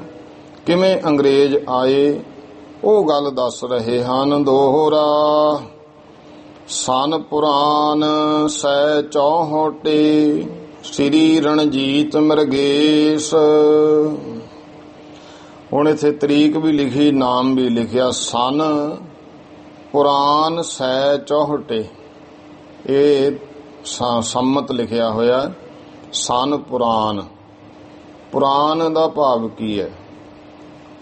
ਪੁਰਾਣ ਗ੍ਰੰਥ ਨੇ ਤੇ ਆਮ ਪਤਾ 18 ਪੁਰਾਣ ਨੇ ਨਾ, ਇੱਥੇ ਪੁਰਾਣ ਲਿਖਤਾ, 18 ਨਹੀਂ ਲਿਖੇ। ਵਿਦਵਤਾ ਹੁੰਦੀ ਹੈ ਕਵੀਆਂ ਦੀ, ਇਹ ਕਿਉਂ ਲਿਖਣੇ ਪੈਂਦੇ ਆ? ਆਮ ਲੋਕਾਂ ਲਈ ਨਹੀਂ। ਕੋਈ ਇਹ ਵੀ ਕਹਿ ਸਕਦਾ ਕਿ ਸਿੱਧਾ ਹੀ 18 ਲਿਖ ਦਿੰਦੇ, ਸਨ 1864 ਇਹ ਲਿਖ ਦਿੰਦੇ, ਪੁਰਾਣ ਕਿਉਂ ਲਿਖਿਆ? ਇਹ ਵੀ ਫਿਰ ਕਵੀਆਂ ਨੂੰ ਦੱਸਣਾ ਹੁੰਦਾ। ਐਵੇਂ ਕੋਈ ਫੜਾ ਮਾਰੇ ਮੈਂ ਵਿਦਵਾਨ ਵਾਲ ਹਾਂ, ਉੱਥੇ ਫਿਰ ਇਹ ਗੱਲਾਂ ਦੱਸਣੀਆਂ ਪੈਂਦੀਆਂ। ਆਪਣੀਆਂ ਕਵਿਤਾਵਾਂ ਵਿੱਚ ਵਿਦਵਾਨ ਜਿਹੜੇ ਨੇ ਲਿਖਦੇ ਆ। ਚੰਦਨ ਕਵੀ ਨੇ ਕਵਿਤਾ ਬਣਾ ਲਈ ਸੀ, ਤੇ ਨਵਸਾਤ ਤੀਏ ਨਵਸਾਤ ਪੀਏ, ਨਵਸਾਤ ਗਏ ਨਵਸਾਤ ਤੇ ਆਏ, ਇਸ ਤਰ੍ਹਾਂ ਦੇ ਜਿਹੜੀ ਹੈ ਉਹ ਕਥਾ ਬਣਾਈ ਸੀ। ਤੇ ਉਹ ਚੰਦਨ ਕਵੀ ਨੇ ਜਦੋਂ ਕਵਿਤਾ ਲਿਖੀ, ਮਨ ਵਿੱਚ ਆਇਆ ਕਿ ਮਹਾਰਾਜ ਨੇ ਕੀ ਦੇਣਾ, ਇੱਕ ਸਰੂਪਾ ਦੇ ਦੇਣਗੇ। ਇਹੋ ਜੀ ਕਥਾ ਤਾਂ ਇੱਥੇ ਕਿਸੇ ਨੂੰ ਆਈ ਨਹੀਂ, ਕਵਿਤਾ ਤਾਂ ਆਈ ਨਹੀਂ ਹੋਣੀ ਕਿਸੇ ਨੂੰ। ਉਹਨੇ ਆਪਣੇ ਪੱਟ ਤੇ ਲਿਖ ਲਈ ਸੀ, ਨਵਸਾਤ ਤੀਏ ਨਵਸਾਤ ਪੀਏ, ਨਵਸਾਤ ਗਏ ਨਵਸਾਤ ਤੇ ਆਏ, ਨਵਸਾਤ ਰਚੇ ਨਵਸਾਤ ਬਦੇ, ਨਵਸਾਤਨ ਪੀਆ ਪੈਦਾਇਕ ਲਾਏ, जीत कला नवसातन की नवसातन के मुख अंचल छाए, मानो मेघ के मंडल में कवि चंदन चंद कलेवर छाए। उलझ जांदा बंदा हुण आम विदवत है। ਉਹਦੇ ਵਿੱਚ ਗੱਲ ਕੀ ਲਿਖੀ, ਇਹ ਪੌਂਟਾ ਸਾਹਿਬ ਦੀ ਕਥਾ ਹੈ। ਗੁਰੂ ਗੋਬਿੰਦ ਸਿੰਘ ਮਹਾਰਾਜ ਨੇ ਕਿਹਾ ਕਵੀ ਦਰਬਾਰ ਲਾਉਂਦੇ ਨੇ 52 ਕਵੀ, ਚੰਦਨ ਨੂੰ ਹੋ ਗਿਆ ਜੇ ਇੱਥੇ ਮੈਂ ਕਵਿਤਾ, ਇੱਥੇ ਤੱਕ ਇਹ ਕਵੀਆਂ ਨੂੰ ਪਤਾ ਹੀ ਨਹੀਂ ਮਹਾਰਾਜ ਦੇ ਕੋਲੇ ਕਾਹਦੇ ਕਵੀ, ਰਾਜਾ ਮਹਾਰਾਜੇ ਕਿਸੇ ਕੋਲੇ ਸੁਣਾਉਂ ਜਾ ਕੇ ਨਾਮ ਮਿਲੂ। ਮਹਾਰਾਜ ਨੇ ਜਦੋਂ ਗਏ ਸਾਰੇ ਕਵਿਤਾਵਾਂ ਦਿੱਤੀਆਂ, ਕਵਿਤਾ ਆਪਣੀਆਂ। ਮਹਾਰਾਜ ਕਹਿੰਦੇ ਚੰਦਨ ਭਾਈ ਤੂੰ ਨਹੀਂ ਲਿਖੀ ਕਵਿਤਾ? ਕਹਿੰਦਾ ਜੀ ਮੈਨੂੰ ਅੱਜ ਆਈ ਨਹੀਂ। ਗੁਰੂ ਸਾਹਿਬ ਕਹਿਣ ਲੱਗੇ ਇਹ ਏਡਾ ਵੱਡਾ ਕਵੀ ਹੋਵੇਂ ਤੂੰ ਤੇ ਤੈਨੂੰ ਕਵਿਤਾ ਨਹੀਂ ਆਈ? ਚੰਗਾ ਹੁਣ ਆਪਾਂ ਅੱਜ ਕਿਸੇ ਦੀਆਂ ਕਵਿਤਾ ਵੀ ਨਹੀਂ ਸੁਣਨੀਆਂ ਫਿਰ, ਤੇ ਚਲੋ ਇਉਂ ਕਰੋ ਆਪਾਂ ਇਸ਼ਨਾਨ ਕਰਦੇ ਹਾਂ ਜਮਨਾ ਤੇ ਆਓ ਚੱਲੀਏ। ਹੁਣ ਉਹਨੇ ਪੱਟ ਤੇ ਲਿਖੀ ਹੋਈ ਸੀ ਕਵਿਤਾ।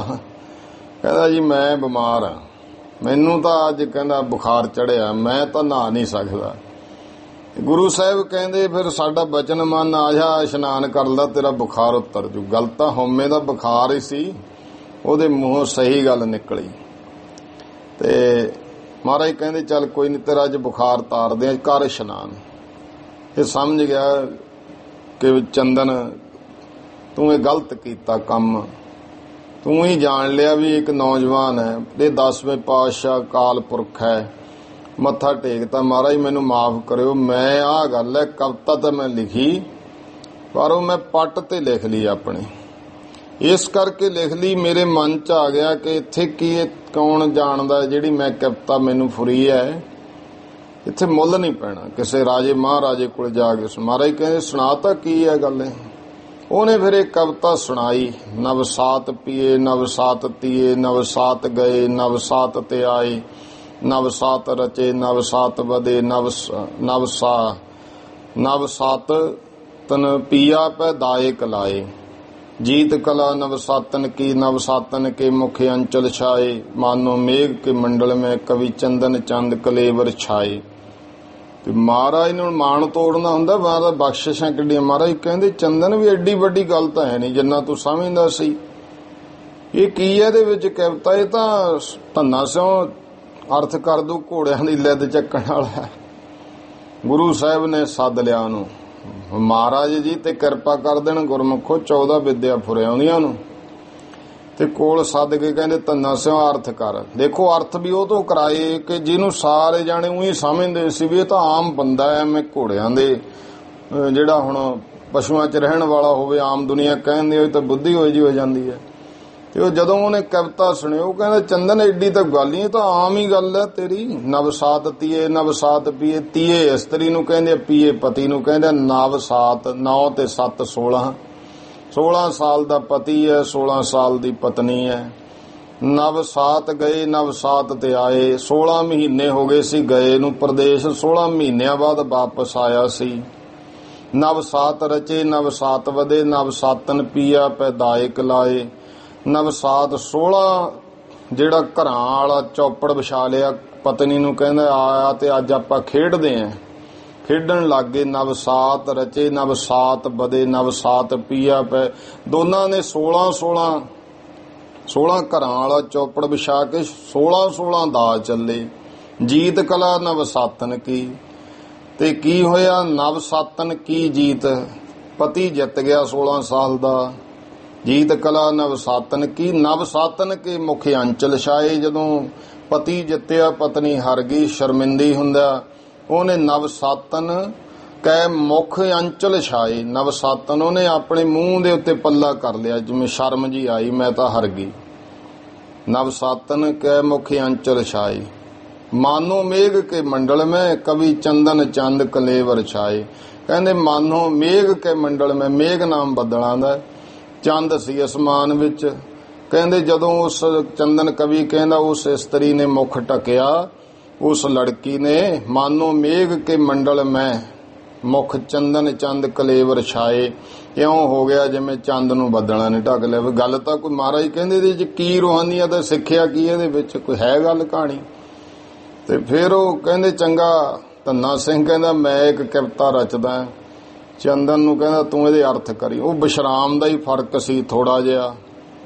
ਤੇ ਜਿਵੇਂ ਹਾਥੀ ਮਰੇ ਮਦ ਕੇ ਪਰਸੇ ਕਬਹੂ ਨਾ, ਮਰੇ ਤਨ ਤਾਪ ਕੇ ਆਏ, ਉਹ ਕਬਹੂ ਨਾ ਉਧਰ ਜੋੜਤਾ। ਹਾਥੀ ਮਰੇ ਮਦ ਕੇ ਪਰਸੇ ਕਬਹੂ ਨਾ ਮਰੇ ਤਨ ਤਾਪ ਕੇ ਆਏ। ਜਿਹੜਾ ਕਬਹੂ ਸ਼ਬਦ ਆ ਉਹਨੂੰ ਮੂਹਰੇ ਜੋੜਨਾ ਸੀ ਕਿ ਹਾਥੀ ਮਰੇ ਮਦ ਕੇ ਪਰਸੇ ਕਬਹੂ ਨਾ, ਹਾਥੀ ਨੂੰ ਸ਼ਰਾਬ ਪਿਆ ਦੀਏ ਨਹੀਂ ਮਰਦਾ ਹੈ। ਮਰੇ ਤਨ ਤਾਪ ਕੇ ਆਏ, ਤਨ ਨੂੰ ਬੁਖਾਰ ਚੜ ਜੇ ਮਰ ਜਾਂਦਾ। ਲੇਕਿਨ ਉਹਨੂੰ ਕਬਹੂ ਉਧਰ ਜੋੜਤਾ, ਵਿਸ਼ਰਾਮ ਮੂਹਰੇ ਲਾਤਾ ਉਹਨੇ। ਇਸ ਕਰਕੇ ਉਹ ਬਣ ਗਿਆ ਗੱਲ ਹਾਥੀ ਮਰੇ ਮਦ ਕੇ ਪਰਸੇ ਕਬਹੂ ਨਾ ਮਰੇ ਤਨ ਤਾਪ ਕੇ ਆਏ। ਤੇ ਚੰਦਨ ਕਵੀ ਉਹਨੇ 4 ਲਾਈਨਾਂ ਲਿਖੀਆਂ। ਤੇ ਇਸੇ ਗੱਲ ਤੋਂ ਹੀ ਹੈਰਾਨ ਜਿਹਾ ਹੋ ਗਿਆ ਇਹ ਕੀ ਗੱਲ ਬਣੀ। ਤੇ ਫਿਰ ਮਹਾਰਾਜ ਨੂੰ ਮੱਥਾ ਟੇਕਤਾ, ਮਹਾਰਾਜ ਇਹ ਤੁਸੀਂ ਜਿਹਦੇ ਤੇ ਮਿਹਰ ਭਰਿਆ ਹੱਥ ਰੱਖਦੇ ਹੋ ਉਹਦੇ ਅੰਦਰ ਦੁਨੀਆ ਦੀ ਵਿਦਿਆ ਪਾ ਸਕਦੇ ਹੋ, ਮੈਂ ਕੀ ਚੀਜ਼ ਆ। ਸਤਿਗੁਰੂ ਸੱਚੇ ਪਾਤਸ਼ਾਹ ਨੇ ਕਿਰਪਾ ਕੀਤੀ। ਰਹੋ ਵਿਚਾਰ, ਇਹ ਵਿਦਵਾਨਾਂ ਦੀ ਗੱਲ ਹੁੰਦੀ ਹੈ। ਇਸ ਕਰਕੇ ਕੁਝ ਗੱਲਾਂ ਫਿਰ ਕਵੀਆਂ ਨੂੰ ਇਹ ਢੰਗ ਨਾਲ ਲਿਖਣੀ। ਅੱਗੇ ਵੀ ਆਪਾਂ ਗੱਲ ਕੀਤੀ, 10ਵੇਂ ਪਾਤਸ਼ਾਹ ਨੇ ਵੀ ਤਰੀਕ ਲਿਖੀ ਨਾ, ਸੰਮਤ 17 ਸਹਿਜ 55 ਹਾੜਵਦੀ ਪ੍ਰਥਮ ਸੁਖ ਦਾਵਨ। ਉਹ ਇਵੇਂ ਇੱਥੇ ਲਿਖਦੇ, ਸਨ ਪੁਰਾਨ ਸਹਿ 64 ਸ੍ਰੀ ਰਣਜੀਤ ਮਰਗੇਸ਼।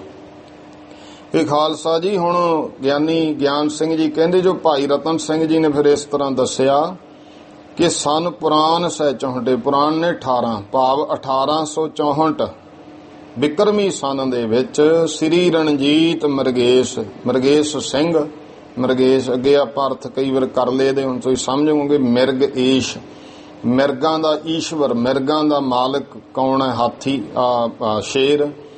ਮਿਰਗ ਈਸ਼ ਉਹਦਾ ਨਾਮ ਬਣ ਗਿਆ ਮਰਗੇਸ਼। ਮਰਗੇਸ਼ ਤੋਂ ਭਾਵ ਹੈ ਸ਼ੇਰ, ਤੇ ਸ਼ੇਰ ਨੂੰ ਸਿੰਘ ਕਹਿ ਦਿੰਦੇ ਆ। ਸ੍ਰੀ ਰਣਜੀਤ ਮਰਗੇਸ਼ ਭਾਵ ਜੋ ਸ੍ਰੀ ਰਣਜੀਤ ਭਾਵ ਮਹਾਰਾਜਾ ਰਣਜੀਤ ਸਿੰਘ 1864 ਬਿਕਰਮੀ ਵਿੱਚ ਮੁਲਕ ਮਾਲਵੇ ਮੈਂ ਆਇਓ ਲੈ ਨਿਜ ਸੈਨ ਵਿਸ਼ੇਸ਼।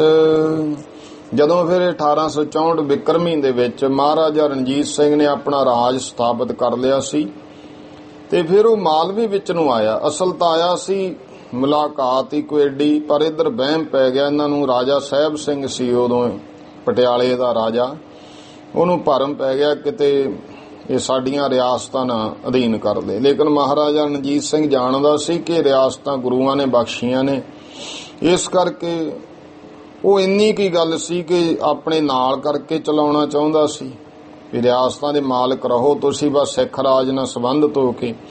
ਇਹਨਾਂ ਨੂੰ ਡਰ ਪੈ ਗਿਆ ਕਿਤੇ ਸਾਡੀਆਂ ਰਿਆਸਤਾਂ ਵੀ ਬਾਕੀ ਰਿਆਸਤਾਂ ਨੂੰ ਆਪਣੇ ਅਧੀਨ ਕਰਕੇ ਸਾਨੂੰ ਖਾਲੀ ਨਾ ਕਰ ਦੇ। ਇਹ ਫਿਰ ਦੌੜੇ ਗਏ ਇਕੱਠੇ ਹੋ ਕੇ, ਤੇ ਜਾ ਕੇ ਜਿਹੜੇ ਅੰਗਰੇਜ਼ਾਂ ਨੂੰ ਲਿਆ ਕੇ ਲੁਧਿਆਣੇ ਛਾਉਣੀ ਪਵਾਤੀ। ਉਹ ਕੈਪਟਨ ਮਰੇ ਜਿਹੜਾ ਫਿਰ DC ਬਣਿਆ, ਸਾਰੀਆਂ ਰਿਆਸਤਾਂ ਦਾ ਇੱਕ ਤਰ੍ਹਾਂ ਨਾਲ ਉਹ ਮਾਲਕ ਬਣ ਗਿਆ। ਕਿਹਾ ਫਿਰ ਮਹਾਰਾਜਾ ਰਣਜੀਤ ਸਿੰਘ ਨਾਲ ਰੋਪੜ ਸੰਧੀ ਕੀਤੀ ਕਿ ਇੱਧਰ ਤੂੰ ਰਹਿਣਾ, ਇੱਧਰ ਇਹ ਰਿਆਸਤਾਂ ਵਾਲੇ ਰਹਿਣਗੇ। ਪਰ ਉਹ ਰਿਆਸਤਾਂ ਕਾਹਦੀਆਂ ਰੱਖੀਆਂ? ਇਹ ਇੱਕ ਤਰ੍ਹਾਂ ਨਾਲ ਉਦੋਂ ਇਹ ਅੰਗਰੇਜ਼ਾਂ ਨੇ ਆਪ ਦਾ ਸਰਬਰਾਹ ਲਾ ਕੇ ਗੁਲਾਮੀ ਬਣਾ ਲਿਆ। ਉਹ ਗੱਲ ਕਰ ਰਹੇ ਨੇ ਮੁਲਕ ਮਾਲਵੇ ਮੈਂ ਆਇਓ ਲੈ ਨਿਜ ਸੈਨ ਵਿਸ਼ੇਸ਼।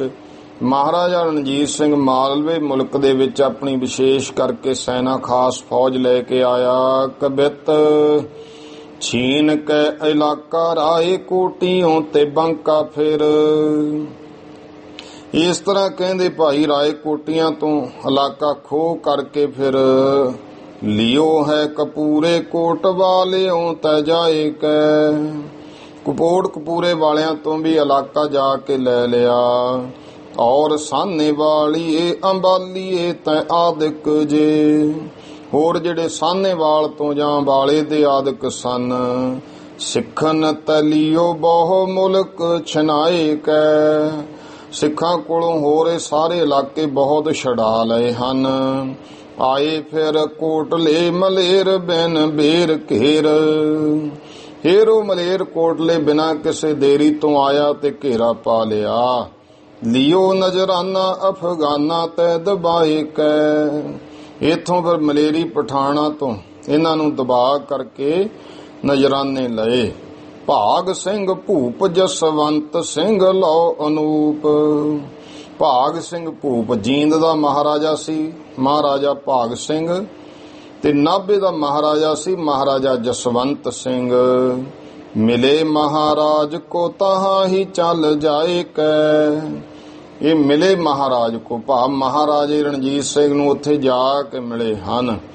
ਕੈਂਥਲੇਸ ਪਟਲੇਸ ਮਿਲੇ ਨਾਹੀਂ ਤਾਹੇ ਜਬ।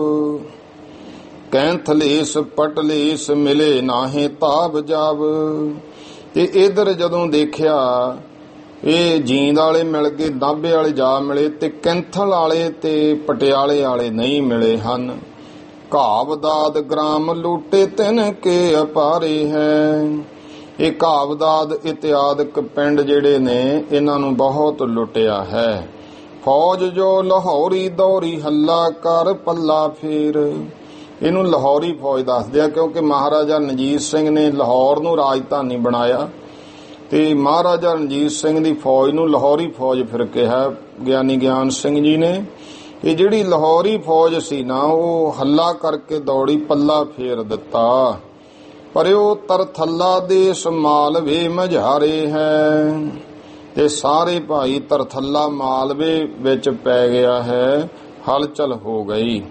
ਸੁਨ ਪਟਲੇਸ ਪੁਨ ਸਾਹਿਬ ਮਰਗੇਸ਼ ਤਬ।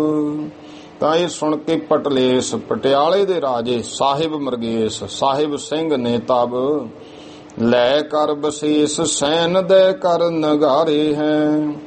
ਆਪਣੀ ਵਿਸ਼ੇਸ਼ ਸੈਨਾ ਲੈ ਕੇ ਤੇ ਨਗਾਰੇ ਵਜਾ ਕਰਕੇ ਜਾਏ ਢਿੱਗ ਛਿੰਟਾ ਵਾਰੇ ਮੋਰਚੇ ਲਗਾਏ ਭਾਰੇ। ਛਿੰਟ ਵਾਰੇ ਜਾ ਕੇ ਭਾਵ ਮੋਰਚੇ ਆਪਣੇ ਗੱਡ ਲਏ। ਜੰਗ ਕੇ ਤਿਆਰੇ ਕਰ ਭੇਜੇ ਹਲਕਾਰੇ ਹੈ। ਆਪਣੇ ਇਧਰੋਂ ਜੰਗ ਦੀ ਤਿਆਰੀ ਵੀ ਕਰ ਲਈ ਤੇ ਉਧਰੋਂ ਸਾਹਿਬ ਸਿੰਘ ਨੇ ਆਪਣੇ ਹਲਕਾਰੇ ਭਾਵ ਵਜ਼ੀਰਾਂ ਨੂੰ ਭੇਜਿਆ ਹੈ। ਤਿਆਰੀ ਸੁਨ ਆਹਬ ਕੀ ਫੌਜ ਸਿੰਘ ਸਾਹਿਬ ਕੀ। ਇਧਰੋਂ ਜੰਗ ਦੀ ਤਿਆਰੀ ਸੁਣ ਕੇ ਜਿਹੜੀ ਸਿੰਘ ਸਾਹਿਬ ਮਹਾਰਾਜਾ ਰਣਜੀਤ ਸਿੰਘ ਦੀ, ਪ੍ਰਾਤਨ ਮਹਾਰਾਜਾ ਰਣਜੀਤ ਸਿੰਘ ਨਾਲ ਵੀ ਸਿੰਘ ਸਾਹਿਬ ਸ਼ਬਦ ਲੱਗਦਾ ਹੁੰਦਾ ਸੀ। ਸਿੰਘ ਸਾਹਿਬ ਮਹਾਰਾਜੇ ਰਣਜੀਤ ਸਿੰਘ ਦੀ ਜੋ ਫੌਜ ਹੈ, ਛੋਰ ਲੂਟ ਲਾਹਬ ਕੀ ਭਈ ਇੱਕ ਠੌਰ ਹੈ। ਉਹ ਫਿਰ ਦੇਖਿਆ ਕਿ ਪਟਿਆਲੇ ਵਾਲਿਆਂ ਨੇ ਫੌਜ ਇਕੱਠੀ ਕਰ ਲਈ, ਲੁੱਟਾਂ ਵਾਲਾ ਸਾਰਾ ਕੰਮ ਛੱਡ ਕੇ ਉਹ ਵੀ ਇੱਕ ਜਗ੍ਹਾ ਇਕੱਠੀ ਹੋ ਗਈ। ਚੜ ਕੇ ਲਾਹੌਰ ਮੌਰ ਮਨਸੂਰ ਪੁਰੇ ਔਰ। ਤਾਂ ਫਿਰ ਚੜ ਕੇ ਲਾਹੌਰ ਮੌਰ ਮਹਾਰਾਜਾ ਰਣਜੀਤ ਸਿੰਘ ਲਾਹੌਰ ਤੋਂ ਚੜ ਕੇ ਮਨਸੂਰਪੁਰੇ ਔਰ ਮਨਸੂਰਪੁਰੇ ਦੇ ਨੇੜ ਆਇਓ ਦਲ ਜੋਰ ਕੈ ਸਜੋਰ ਕਰ ਦੌਰ ਹੈ। ਮਹਾਰਾਜਾ ਵੀ ਫਿਰ ਰਣਜੀਤ ਸਿੰਘ ਆਪਣੀ ਦਲ ਜੋੜ ਕੇ ਇਕੱਠੀ ਕਰਕੇ ਪੂਰੀ ਤੇਜ਼ੀ ਨਾਲ ਆ ਗਿਆ। ਪਾਏ ਸਾਰ ਬਰਿਆਰ ਮੁਲਕੀ ਕਈ ਹਜ਼ਾਰ। ਪਾਏ ਸਾਰ ਨਾਮ ਹੈ ਖਬਰ ਦਾ, ਬਰਿਆਰ ਤੋਂ ਭਾਵ ਹੈ ਬਰਾੜ। ਜਿਹੜੇ ਭਾਈ ਇਹ ਖਬਰ ਸੁਣ ਕੇ ਬਹੁਤ ਇਸ ਮਾਲਵੇ ਮੁਲਕ ਦੇ ਹਜ਼ਾਰਾਂ ਦੀ ਤਾਦਾਦ ਵਿੱਚ ਬੜਾ ਬਰਾੜ ਜੋ ਹਨ, ਬਾਂਧ ਕੇ ਹਥਿਆਰ ਆਏ ਨ੍ਰਿਪ ਔਰ ਹੈ।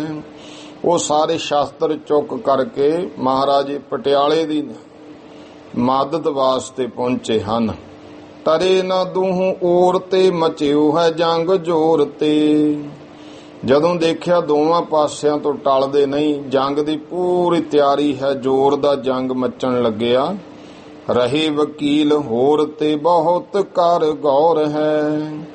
ਜਿਹੜੇ ਵਕੀਲ ਉਹ ਬਹੁਤ ਰੋਕਦੇ ਰਹੇ, ਬਹੁਤ ਚੰਗੀ ਤਰ੍ਹਾਂ ਫਿਰ ਖਿਆਲ ਇਤਿਆਦਕ ਕਰਕੇ ਦੋਹਰਾ ਉਤ ਤੈ ਸ੍ਰੀ ਰਣਜੀਤ ਹਰ ਚੜ ਕਰ ਪੀਠ ਮਤੰਗ। ਇੱਥੇ ਹਰ ਦਾ ਅਰਥ ਵੀ ਸਿੰਘ ਹੈ, ਜਿਵੇਂ ਗਿਆਨੀ ਗਿਆਨ ਸਿੰਘ ਵੀ ਆਪਣੇ ਨਾਲ ਗਿਆਨ ਹਰ ਸ਼ਬਦ ਲਿਖਦੇ ਆ, ਗਿਆਨ ਹਰ ਗਿਆਨ ਸਿੰਘ। ਉਧਰੋਂ ਤੇ ਮਹਾਰਾਜਾ ਰਣਜੀਤ ਸਿੰਘ ਹਾਥੀ ਦੇ ਉੱਤੇ, ਹੌਦੇ ਵਿੱਚ ਹਾਥੀ ਦੇ ਉੱਤੇ ਸਵਾਰ ਹੈ। बीच अंबारी बैठ कर पेख रहियो था जंग। अंबारी दे विच बैठा जंग नूं वेख रहा सी महाराजा। चौपई जह पिख खबर पाए पटलेसू। ਇਹ खबर जदों पटियाले दे राजे साहिब सिंह नूं मिली, श्री साहिब मरगेश नरेशू, जो श्री साहिब सिंह महाराजा साहिब सिंह नरेशू राजा जहां तोपखाना दग रहियो, जिथे तोपखाना दाग्या होया सी, जाए तहां खुद जा बिद कहियो। उथे जाके खुद इस तरह अपने तोपखाने वालियां नूं कहंदा है, ऐसा गोला एक चलावो, कि क्यों करो एक कोई ऐसा गोला सुटो, सिंह साहिब को पता दिखावो। सिंह साहिब महाराजा रणजीत सिंह साहिब नूं दिखाओ पता, तिसको जरा अजाओ न जाए। हाँ इन्नी कह महाराजा ओहदे कोई बहुत थोड़ी बहुती सट ना लगे, थोड़ी जी भी सट ना लगे। कलस अंबारी देहो उड़ाए, इन्ना कह गोला इस ढंग ना मारियो ओहदे हाथी दे हौदे दा कलश ताहां लग्या हुंदा सी। जिवें आपां हौदा बना के जिवें गुरुद्वारा साहिब दा उत्ते गुम बन जांदा, इस तरह हौदे दे भी ताहां हुंदा सी। ओहदे ते कलश लग्या, वो कलश उड़ा दिओ उस नूं। ਉਹ ਜਿਹੜਾ ਹੈ ਹਾਥੀ ਦੇ ਉੱਤੇ ਬੈਠਿਆ ਹੌਦੇ ਵਿੱਚ, ਉਹਦੇ ਉਤਲਾ ਕਲਸ਼ ਉਡਾ ਦਿਓ। ਜਮਾਂਦਾਰ ਇੱਕ ਗੋਲ ਮਦਾਜਾ, ਜਮਾਂਦਾਰ ਇੱਕ ਗੋਲ ਮਦਾਜਾ, ਗੋਲੰਦਾਜ਼ ਗੋਲਾ ਚਲਾਉਣ ਵਾਲਾ, ਉਹਨੂੰ ਕਹਿੰਦੇ ਸਨ ਜਮਾਂਦਾਰ। ਪੁਰਾਣਾ ਸ਼ਬਦ ਸੀ, ਹੁਣ ਫੌਜ ਵਿੱਚੋਂ ਇਹ ਸ਼ਬਦ ਜਿਹੜਾ ਹੈ ਇਹਨੂੰ ਬਦਲ ਦਿੱਤਾ। ਪਹਿਲੇ ਜਮਾਂਦਾਰ ਫੌਜ ਦੇ ਵਿੱਚ ਹੁੰਦੇ ਸੀ। ਕਮਰ ਅਲੀ ਖਾਂ ਥਾ ਉਸ ਤਾਜਾ, ਉਹਦਾ ਨਾਮ ਸੀ ਕਮਰ ਅਲੀ ਖਾਂ। ਬਾਂਧ ਸ਼ਿਸਤ ਉਨ ਤੋਪ ਚਲਾਈ। ਉਹਨੇ ਨਿਸ਼ਾਨਾ ਬਿੰਨਿਆਂ ਤੇ ਤੋਪ ਦਾ ਗੋਲਾ ਚਲਾ ਦਿੱਤਾ। ਕਲਸ ਅੰਬਾਰੀ ਦਇਓ ਉਡਾਈ, ਤੇ ਅੰਬਾਰੀ ਦਾ ਕਲਸ਼ ਉਡਾ ਦਿੱਤਾ ਮਹਾਰਾਜੇ ਦੀ ਦਾ। ਪਿਖ ਪਟਲੇਸ਼ਵਰ ਅਤ ਖੁਸ਼ ਭਇਓ। ਜਦੋਂ ਪਟਿਆਲੇ ਵਾਲੇ ਸਾਹਿਬ ਸਿੰਘ ਮਹਾਰਾਜੇ ਨੇ ਵੇਖਿਆ ਤੇ ਬੜਾ ਖੁਸ਼ ਹੋਇਆ। ਅਦਕ ਇਨਾਮ ਤਾਹੇ ਕੋ ਦਇਓ, ਤੇ ਉਹਨੂੰ ਬਹੁਤ ਜ਼ਿਆਦਾ ਇਨਾਮ ਦਿੱਤਾ ਕਮਰ ਅਲੀ ਖਾਨ ਨੂੰ। ਤਿਸ ਕੀ ਸੰਤਤ ਬੀਚ ਪਟਿਆਲੇ। ਗਿਆਨੀ ਗਿਆਨ ਸਿੰਘ ਜੀ ਕਹਿੰਦੇ ਉਹਦੀ ਜਿਹੜੀ ਸੰਤਾਨ ਹੈ ਨਾ ਪਟਿਆਲੇ ਦੇ ਵਿੱਚ ਹੈ, ਅਬ ਲੋ ਜਨ ਲਖਤ ਵਿਸਾਲੇ। ਉਹ ਹੁਣ ਤੱਕ ਵਸਦੀ ਹੈ, ਜਿਹਨੂੰ ਭਾਈ ਬਹੁਤ ਦੁਨੀਆ ਜਾਣਦੀ ਹੈ। ਇੱਕ ਇਮਦਾਦ ਅਲੀ ਖਾਂ ਜਾਨਾ, ਇੱਕ ਇਮਦਾਦ ਅਲੀ ਖਾਂ ਉਹਦਾ ਨਾਮ ਸੀ। ਜਿਨ ਮੈਂ ਸੇ ਹੈ ਭਇਓ ਦੀਵਾਨਾ। ਜੋ ਵੀ ਮਾਰ ਇੱਥੇ ਪਟਿਆਲੇ ਵਾਲੇ ਰਾਜੇ ਦਾ ਵਜ਼ੀਰ ਹੋਇਆ ਹੈ। ਪੁਨ ਪਟਲੇਸ਼ਵਰ ਮੋਦ ਵਡਾਈ।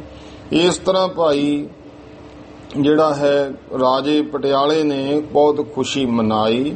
ਤੋਪ ਜ਼ੋਰ ਦੈ ਬਹੁ ਚਲਵਾਈ, ਬਹੁਤ ਤੋਪਾਂ ਜ਼ੋਰ ਦੇ ਨਾਲ ਗੋਲੇ ਚਲਵਾਏ। ਉਤ ਲਵਪੁਰ ਪਤ ਪਿਖ ਜਹ ਪਤਾ। ਤੇ ਇਉਂ ਜਦੋਂ ਤੋਪਾਂ ਦੇ ਗੋਲੇ ਚੱਲੇ ਤਾਂ ਮਹਾਰਾਜਾ ਪਟਿਆਲਾ ਲਵਪੁਰ ਲਾਹੌਰ ਪਤੀ ਨੇ ਜਦੋਂ ਇਹ ਗੱਲ ਵੇਖੀ ਜਾਣਿਆ। ਆਚਰਜ ਭਇਓ ਉੱਡੀ ਮੁਖ ਸਤਾ। ਹੈਰਾਨ ਹੋ ਗਿਆ ਕਿ ਇਧਰੋਂ ਤੋਪਾਂ ਦੇ ਗੋਲੇ ਆਉਣ ਲੱਗ ਗਏ ਆ। ਉੱਡੀ ਮੁਖ ਸਤਾ, ਚਿਹਰੇ ਦੀ ਲਾਲੀ ਉੱਡ ਗਈ। ਉੱਤਰ ਪਰਿਓ ਗਜ ਪਰ ਤੈ ਧਰਾ। ਤਾਂ ਫਿਰ ਹਾਥੀ ਤੋਂ ਉੱਤਰ ਕੇ ਧਰਤੀ ਤੇ ਆ ਗਿਆ। ਬੰਧਨ ਸੈਸ ਗੁਰੂ ਕੋ ਕਰਾ, ਕਿਉਂਕਿ ਜਾਣ ਗਿਆ ਵੀ ਇਹਨਾਂ ਨੂੰ ਤਾਂ ਗੁਰੂਆਂ ਨੇ ਬਖਸ਼ਿਸ਼ ਕੀਤੀ ਹੈ, ਮੈਂ ਕਿਉਂ ਇਹਨਾਂ ਦੇ ਖੋਣ ਆ ਗਿਆ। ਇਹ ਇਤਿਹਾਸ ਤਾਂ ਜਿਨ੍ਹਾਂ ਨੂੰ ਮਹਾਰਾਜ ਨੇ ਬਖਸ਼ਿਸ਼ ਕੀਤੀ ਹੋਵੇ ਉਹਨਾਂ ਤੋਂ ਕੌਣ ਖੋਲੂ। ਉੱਤਰ ਪਰਿਓ ਗਜ ਪਰ ਤੈ ਧਰਾ, ਧਰਤੀ ਤੇ ਉੱਤਰ ਪਿਆ ਹਾਥੀ ਤੋਂ। ਬੰਧਨ ਸਹਿਸ ਗੁਰੂ ਕੋ ਕਰਾ, ਹਜ਼ਾਰਾਂ ਵਾਰੀ ਗੁਰੂ ਕਲਗੀਧਰ ਪਾਤਸ਼ਾਹ ਨੂੰ ਨਮਸਕਾਰ ਕਰਦਾ। ਨਿਜ ਲੋਗਨ ਪ੍ਰਤ ਬੋਲ ਸੁਨਾਇਓ, ਆਪਣੇ ਲੋਕਾਂ ਨੂੰ ਉੱਚੀ ਬੋਲ ਕੇ ਮਹਾਰਾਜਾ ਕਹਿੰਦਾ ਬਚੀ ਜਾਨ ਮਨ ਸ਼ੁਕਰ ਮਨਾਇਓ। ਕਹਿੰਦਾ ਜਾਨ ਬਚ ਗਈ ਤੁਹਾਡੀ, ਇਸ ਗੱਲ ਦਾ ਸ਼ੁਕਰ ਮਨਾਓ। ਐਸੇ ਜਿਸ ਕੇ ਗੋਲ ਮਦਾਜੂ, ਉਹ ਜਿਹਦੇ ਇਹੋ ਜੇ ਕਹਿੰਦੇ ਗੋਲ ਅੰਦਾਜ਼, ਗੋਲੇ ਮਾਰ ਚਲਾਉਣ ਵਾਲੇ ਨੇ। ਮਾਰਤ ਗੋਲੇ ਸਹਿਤ ਅੰਦਾਜੂ, ਜਿਹੜੇ ਪੂਰੇ ਅੰਦਾਜ਼ੇ ਸਹਿਤ ਗੋਲਾ ਮਾਰਦੇ ਨੇ। ਮੁਝ ਕੋ ਉਨ ਹੀ ਲਿਓ ਬਚਾਏ, ਉਹਨਾਂ ਨੇ ਮੈਨੂੰ ਬਚਾਇਆ। ਉਹਨਾਂ ਨੇ ਕਹਿੰਦੇ ਜਾਣ ਕੇ ਨਹੀਂ ਮਾਰਿਆ ਹੈ।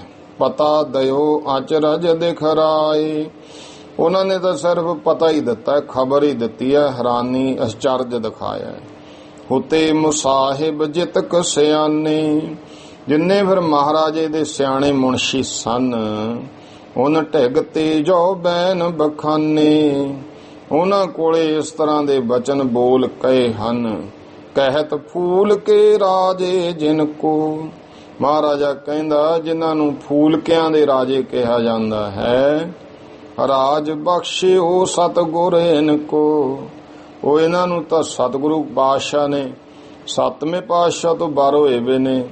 ਇਹਨਾਂ ਨੂੰ ਰਾਜ ਗੁਰੂਆਂ ਨੇ ਬਖਸ਼ਿਆ। ਗੁਰੂ ਕਲਗੀਧਰ ਪਾਤਸ਼ਾਹ ਨੇ ਕਿਹਾ ਤੇਰਾ ਘਰ ਮੇਰਾ ਘਰ, ਮੇਰਾ ਘਰ ਤੇਰਾ ਘਰ, ਇਹ ਵੀ ਬਚਨ ਕਰਤੇ ਸਨ। ਇਨ ਸੋ ਭਲੀ ਨਾ ਕਰਨ ਲੜਾਈ, ਇਸ ਕਰਕੇ ਇਹਨਾਂ ਨੂੰ ਰਾਜ ਗੁਰੂਆਂ ਦੀ ਬਖਸ਼ਿਸ਼, ਇਹਨਾਂ ਨਾਲ ਜੰਗ ਕਰਨੀ ਭਲੀ ਨਹੀਂ ਹੈ। ਫਿਰ ਹਮ ਤੁਮ ਜਹ ਸਭ ਗੁਰ ਭਾਈ, ਫਿਰ ਅਸੀਂ ਤੁਸੀਂ ਭਾਵ ਜਿੰਨੇ ਆ ਸਾਰੇ ਗੁਰੂ ਦੇ ਭਰਾ। ਮੈਂ ਵੀ ਗੁਰੂ ਕਲਗੀਧਰ ਪਾਤਸ਼ਾਹ ਦਾ ਸਿੱਖ ਹਾਂ, ਇਹ ਵੀ ਗੁਰੂ ਕੇ ਸਿੱਖ ਨੇ। ਪੁਨਾ ਨਾਨਕੇ ਰਾਵਰ ਕੇਰੇ, ਫਿਰ ਮਹਾਰਾਜਾ ਰਣਜੀਤ ਸਿੰਘ ਕਹਿੰਦਾ ਜਿਹੜੇ ਮੇਰੇ ਨਾਨਕੇ ਹਨ। ਰੱਖਣੋ ਚਾਹੀਏ ਮੇਲ ਵਧੇਰੇ, ਉਹ ਵੀ ਮਾਲ ਵਿੱਚ ਹੈ। ਖਾਸ ਇਧਰ ਪੂਰਾ ਰਾਜ ਵਿੱਚ ਹੀ ਫੂਲਕਿਆਂ ਦੇ ਪਟਿਆਲੇ ਵਾਲਿਆਂ ਦੇ, ਤੇ ਇਸ ਕਰਕੇ ਇਹਨਾਂ ਨਾਲ ਤੇ ਤਾਂ ਮੇਰਾ ਨਾਨਕਾ ਨਗਰ ਸਮਝ ਲਓ ਜਿਹੜਾ ਪਟਿਆਲਾ ਹੈ, ਕਿਉਂਕਿ ਬਡਰੁੱਖਾਂ ਸਨ। ਤੇ ਇਸ ਕਰਕੇ ਮੈਂ ਤਾਂ ਇਹਨਾਂ ਦਾ ਬਹੁਤਾ ਮੇਲ ਰੱਖਣਾ ਹੀ ਚਾਹੀਦਾ। ਪੁਨਾ ਦੇਸ਼ ਜਹ ਇਨਕਾ ਸਭ ਹੀ, ਬਾਕੀ ਇਹ ਜਿਹੜਾ ਦੇਸ਼ ਹੈ ਮਹਾਰਾਜਾ ਰਣਜੀਤ ਸਿੰਘ ਕਹਿੰਦਾ ਇਹਨਾਂ ਦਾ ਹੀ ਹੈ, ਪਟਿਆਲੇ ਵਾਲਿਆਂ ਦਾ ਹੈ। ਕਈ ਲੱਖ ਨਰ ਐ ਹੈ ਅਬ ਹੀ, ਤੇ ਕਈ ਲੱਖ ਮਾਲਵੇ ਦੇ ਇੱਥੇ ਜਿਹੜੇ ਲੋਕ ਹਨ, ਸਤਲੁਜ ਤੈ ਇਸ ਦਿਸ ਕੋ ਵਾਲੀ, ਇਸ ਪਾਸੇ ਜਿਹੜਾ ਸਤਲੁਜ ਤੋਂ ਇਧਰਲਾ ਪਾਸਾ ਇਹਦੇ ਇਹ ਮਾਲਕ ਰਾਜੇ ਨੇ। ਹੈ ਸਭ ਦੋਸਤ ਇਨ੍ਹਾਂ ਕਮਾਲੀ, ਇਹ ਜਿੰਨੇ ਆ ਸਤਲੁਜ ਦੇ ਪਾਰ ਇਧਰਲੇ ਸਾਰੇ ਇਹਨਾਂ ਦੇ ਕਮਾਲ ਦੇ ਦੋਸਤ ਮਿੱਤਰ ਹਨ, ਪੱਕੇ ਮਿੱਤਰ ਨੇ। ਹਰਾਰ ਅਦਕ ਜਬ ਹੀ ਵੱਢ ਜੈ ਹੈ। ਮਹਾਰਾਜਾ ਕਹਿੰਦਾ ਜੇ ਇਸ ਤੋਂ ਅੱਗੇ ਲੜਾਈ ਹੋਰ ਬਹੁਤ ਹੀ ਵੱਧ ਗਈ, ਫਿਰ ਹਟ ਜੈਬੋ ਮੁਸ਼ਕਲ ਪੈ ਹੈ, ਤਾਂ ਫਿਰ ਪਿੱਛੇ ਹਟਣਾ ਮੁਸ਼ਕਲ ਹੋ ਜਾਵੇਗਾ। ਜਹ ਸਲਾਹੀ ਸੁਣ ਕੇ ਸਿੰਘ ਸਾਹਿਬ, ਇਸ ਤਰ੍ਹਾਂ ਕਹਿੰਦੇ ਮੁਨਸ਼ੀਆਂ ਨੇ ਜਾਂ ਕਿਹਾ ਸਿੰਘ ਸਾਹਿਬ ਨੂੰ, ਮਹਾਰਾਜੇ ਨੂੰ ਕਹਿੰਦੇ ਨੇ, ਤੇ ਮਹਾਰਾਜਾ ਗੱਲਾਂ ਕਰਦਾ। ਫਿਰ ਮਹਾਰਾਜਾ ਸਿੰਘ ਸਾਹਿਬ ਜੀ ਨੇ ਜਿਹੜੇ ਹਨ ਸੁਣ ਕਰਕੇ ਸਾਰੀ ਗੱਲ, ਭੂਪਤ ਢਿਗ ਨਿਜ ਪਠੇ ਮੁਸਾਹਿਬ, ਪਟਿਆਲੇ ਵਾਲੇ ਰਾਜੇ ਕੋਲੇ ਆਪਣੇ ਅਹਿਲਕਾਰ ਸਾਹਿਬ ਸਿੰਘ ਕੋਲ ਭੇਜੇ। ਪਟਲੇਸ਼ਵਰ ਕਾ ਤਾਹਾਂ ਵਕੀਲ, ਤੇ ਪਟਿਆਲੇ ਵਾਲੇ ਰਾਜੇ ਦਾ ਵੀ ਉੱਥੇ ਵਕੀਲ ਹੈ। ਦਿਜ ਕਪੂਰ ਸਿੰਘ ਹੁਤੋ ਸੁਸ਼ੀਲ, ਇਹ ਕਪੂਰ ਸਿੰਘ ਬ੍ਰਾਹਮਣ ਪਰਿਵਾਰ ਵਿੱਚੋਂ ਸੀ, ਬਹੁਤ ਹੀ ਚੰਗੇ ਸੁਭਾਅ ਵਾਲਾ। ਕਹਿਓ ਤਾਹੇ ਕੋ ਜੋ ਸਮਝਾਏ, ਤੇ ਆਪਣੇ ਅਹਿਲਕਾਰਾਂ ਤਾਈਂ ਕਿਹਾ ਕਪੂਰ ਸਿੰਘ ਵਕੀਲ ਨੂੰ ਸਮਝਾ ਕਰਕੇ, ਹਮ ਮਾਮੂ ਕੋ ਮਿਲਨੇ ਆਏ, ਮੇਰਾ ਇਹ ਨਾਨਕਾ ਏਰੀਆ, ਮੈਂ ਤਾਂ ਇਹ ਜਾਣੋ ਆਪਣੇ ਮਾਮੇ ਨੂੰ ਮਿਲਣ ਵਾਸਤੇ ਆਇਆ। ਆਗੇ ਤੇ ਵਹਿ ਕਰਤ ਲੜਾਈ, ਕਹਿੰਦੇ ਉਹ ਅੱਗਿਓਂ ਲੜਾਈ ਕਰਨ ਲੱਗ ਪਿਆ ਹੈ। ਤੋਪਾਂ ਅਣਗਣ ਰਹੇ ਉਹ ਚਲਾਈ, ਤੇ ਐਵੇਂ ਅਣਗਿਣਤ ਤੋਪਾਂ ਦੇ ਗੋਲੇ ਚਲਾਈ ਜਾਂਦਾ ਹੈ। ਜਾਏ ਭਲੇ ਤੁਮ ਅਬ ਸਮਝਾਵੋ, ਇਸ ਕਰਕੇ ਚੰਗੀ ਤਰ੍ਹਾਂ ਸਾਹਿਬ ਸਿੰਘ ਨੂੰ ਜਾ ਕੇ ਸਮਝਾਓ। ਤੋਪ ਚੱਲਣ ਤੇ ਬੰਦ ਕਰਾਵੋ, ਇਹ ਤੋਪਾਂ ਚਲਾਉਣੀਆਂ ਬੰਦ ਕਰ ਦੋ, ਤੋਪਾਂ ਚਲਾਉਣੀਆਂ ਬੰਦ ਕਰਾਓ। ਮੁਲਾਕਾਤ ਮਾਮੂ ਜੀ ਸੰਗੈ, ਤੇ ਕਹਿੰਦਾ ਮੁਲਾਕਾਤ ਜਿਹੜੀ ਹੈ ਮਾਮੂ ਜੀ ਸੰਗੈ, ਮੇਰੇ ਮਾਮੇ ਦੇ ਸੰਗ। ਹਮ ਕਰ ਕਹਿ ਫਿਰ ਜੈ ਹਨ ਸੰਗੈ, ਮੈਂ ਤੇ ਮੁਲਾਕਾਤ ਕਰਨ ਆਇਆ, ਤੇ ਮੁਲਾਕਾਤ ਕਰਕੇ ਫਿਰ ਮੈਂ ਵਾਪਸ ਚਲੇ ਜਾਣਾ ਹੈ। ਇੱਕ ਵਾਰੀ ਹਮਕੋ ਪਟਿਆਲਾ, ਕਹਿਣ ਲੱਗੇ ਇੱਕ ਵਾਰੀ ਸਾਨੂੰ ਜਿਹੜਾ ਪਟਿਆਲਾ ਹੈ, ਦੇਹੋ ਦਿਖਾਏ ਜਾਨ ਨਿਜ ਬਾਲਾ, ਆਪਣਾ ਦੋਹਤਾ ਜਾਣ ਕੇ, ਬੱਚਾ ਜਾਣ ਕੇ ਮੈਨੂੰ ਇਹ ਪਟਿਆਲਾ ਦਿਖਾਓ। ਜਾਏ ਵਕੀਲ ਭੂਪ ਭੈ ਜਾਵੇ, ਤਾਂ ਜਿਹੜੇ ਵਕੀਲ ਸਨ ਉਹ ਜਦੋਂ ਭਾਈ ਰਾਜੇ ਕੋਲੇ ਗਏ ਹਨ, ਨੀਕੀ ਬਾਤ ਕਹੀ ਜਹ ਸਭੈ, ਤੇ ਸਾਰਿਆਂ ਨੇ ਇਸ ਤਰ੍ਹਾਂ ਚੰਗੀ ਗੱਲ ਜਿਹੜੀ ਹੈ ਉਹ ਜਾ ਕੇ ਦੱਸੀ ਹੈ। ਭੂਪ ਤਬੈ ਉੱਤਰ ਜਹ ਦੀਨੋ, ਤੇ ਸਾਹਿਬ ਸਿੰਘ ਰਾਜਾ ਪਟਿਆਲੇ ਦਾ ਕਹਿਣ ਲੱਗਿਆ ਇਸ ਤਰ੍ਹਾਂ, ਚਾਹਤ ਮੁਲਾਕਾਤ ਜੇ ਕੀਨੋ, ਜੇ ਮਹਾਰਾਜਾ ਸਾਡੇ ਨਾਲ ਮੁਲਾਕਾਤ ਕਰਨੀ ਚਾਹੁੰਦਾ ਹੈ, ਜੋ ਹਮਕੋ ਵਹਿ ਲਖਤ ਨਾਨਕੇ, ਜੇ ਬਈ ਉਹ ਸਾਨੂੰ ਇਸ ਇਲਾਕੇ ਨੂੰ ਨਾਨਕੇ ਸਮਝਦਾ ਹੈ, ਤੋ ਕਿਉਂ ਲੂਟਤ ਮੁਲਕ ਆਨ ਕੇ, ਤਾਂ ਫਿਰ ਉਹ ਦੱਸੋ ਵੀ ਮੁਲਕ ਕਿਉਂ ਆ ਕੇ ਲੁੱਟਦਾ। ਨਾਨਕਾ ਪਿੰਡ ਵੀ ਕਦੇ ਲੁੱਟੀ ਦਾ ਹੁੰਦਾ ਹੈ।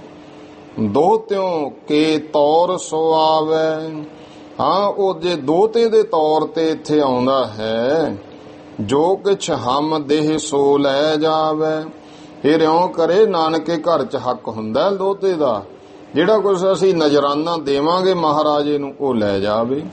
ਫੌਜ ਆਪਣੀ ਤਜੇ ਇਹਾਂ ਹੀ, ਤੇ ਜਿਹੜੀ ਫੌਜ ਆ ਉਹਨੂੰ ਇੱਥੇ ਹੀ ਛੱਡ ਦੇਵੇ, ਭਾਵ ਪਿੱਛੇ ਹੀ ਛੱਡ ਆਵੇ।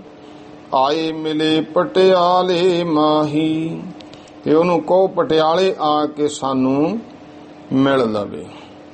ਯਹ ਮੁਕਰਰ ਕਰ ਭੂਪਤ ਤਬ ਹੀ, ਤਾਂ ਫਿਰ ਭਾਈ ਇਸ ਤਰ੍ਹਾਂ ਰਾਜੇ ਨੇ ਦਿਨ ਮੁਕਰਰ ਕਰ ਲਿਆ। ਆਇਓ ਪਟਿਆਲੇ ਦਲ ਲੈ ਸਭ ਹੀ, ਤੇ ਪਟਿਆਲੇ ਆ ਗਿਆ ਆਪਣੀ ਫੌਜ ਲੈ ਕੇ ਰਾਜਾ ਸਾਹਿਬ ਸਿੰਘ। ਪੁਨ ਲਵਪੁਰ ਪਤ ਪਹੁੰਚਿਓ ਆਏ, ਤਾਂ ਫਿਰ ਲਵਪੁਰ ਪਤੀ ਲਾਹੌਰ ਪਤੀ ਮਹਾਰਾਜਾ ਰਣਜੀਤ ਸਿੰਘ ਵੀ ਆ ਪਹੁੰਚਿਆ। ਫੌਜ ਖਾਸਗੀ ਸੰਗ ਲਵਾਈ। ਇਹ ਆਪਣੀ ਖਾਸ ਜਿਹੜੀ ਫੌਜ, ਇੱਕ ਹੁੰਦੀ ਹੈ ਨਿੱਜੀ ਫੌਜ, ਇੱਕ ਆਮ ਫੌਜ ਹੁੰਦੀ ਹੈ, ਬਾਕੀ ਇੱਕੋ ਜਿਹੜੀ ਹਮੇਸ਼ਾ ਨਾਲ ਰਹਿਣ ਵਾਲੀ ਟੁਕੜੀ, ਉਹ ਫੌਜ ਨਾਲ ਲੈ ਕੇ ਮਹਾਰਾਜਾ ਰਣਜੀਤ ਸਿੰਘ ਨੇ ਰਾਜੇ ਸਾਹਿਬ ਸਿੰਘ ਨਾਲ ਮੁਲਾਕਾਤ ਕੀਤੀ। ਫਿਰ ਸੰਧੀਆਂ ਹੋ ਗਈਆਂ, ਇੱਧਰੋਂ ਚਲਿਆ ਗਿਆ ਮਹਾਰਾਜਾ, ਇੱਥੇ ਬੈਠ ਗਏ ਅੰਗਰੇਜ਼। ਉਹਨਾਂ ਨੇ ਫਿਰ ਇਤਿਹਾਸ ਖਾਲਸੇ ਦਾ ਜਿਹੜਾ ਹੈ ਉਹ ਲਿਖਣਾ ਸ਼ੁਰੂ ਕੀਤਾ। ਬੂਟੇ ਸ਼ਾਹ ਮੌਲਵੀ ਨੇ ਲਿਖਾਇਆ, ਤਾਂ ਗੁਰਮੁਖੋ ਫਿਰ ਭਾਈ ਰਤਨ ਸਿੰਘ ਨੇ ਟੋਕਤਾ ਕਿ ਇਹ ਸਹੀ ਨਹੀਂ ਲਿਖਾ ਰਿਹਾ। ਉਸ ਸਮੇਂ ਦੀ ਗੱਲ। ਆਓ ਹੁਣ ਇੱਥੇ ਹੀ ਆਪਾਂ ਸਮਾਪਤੀ ਕਰੀਏ, ਕਿਉਂਕਿ ਸਮਾਂ ਹੋ ਗਿਆ ਹੈ। ਗੁਰੂ ਸਾਹਿਬ ਕਿਰਪਾ ਕਰਨ, ਭੁੱਲ ਚੁੱਕ ਦੀ ਖਿਮਾ ਸਰਬੱਤ ਮਾਈ ਭਾਈ। ਉਚਾਰਨ ਕਰੋ ਜੀ, ਵਾਹਿਗੁਰੂ ਨਾਮ ਜਹਾਜ ਹੈ, ਚੜੇ ਸੋ ਤਰੇ ਪਾਰ। ਜੋ ਸ਼ਰਧਾ ਕਰ ਸੇਵੰਦੇ, ਗੁਰ ਪਾਰ ਉਤਾਰਨ ਹਾਰ।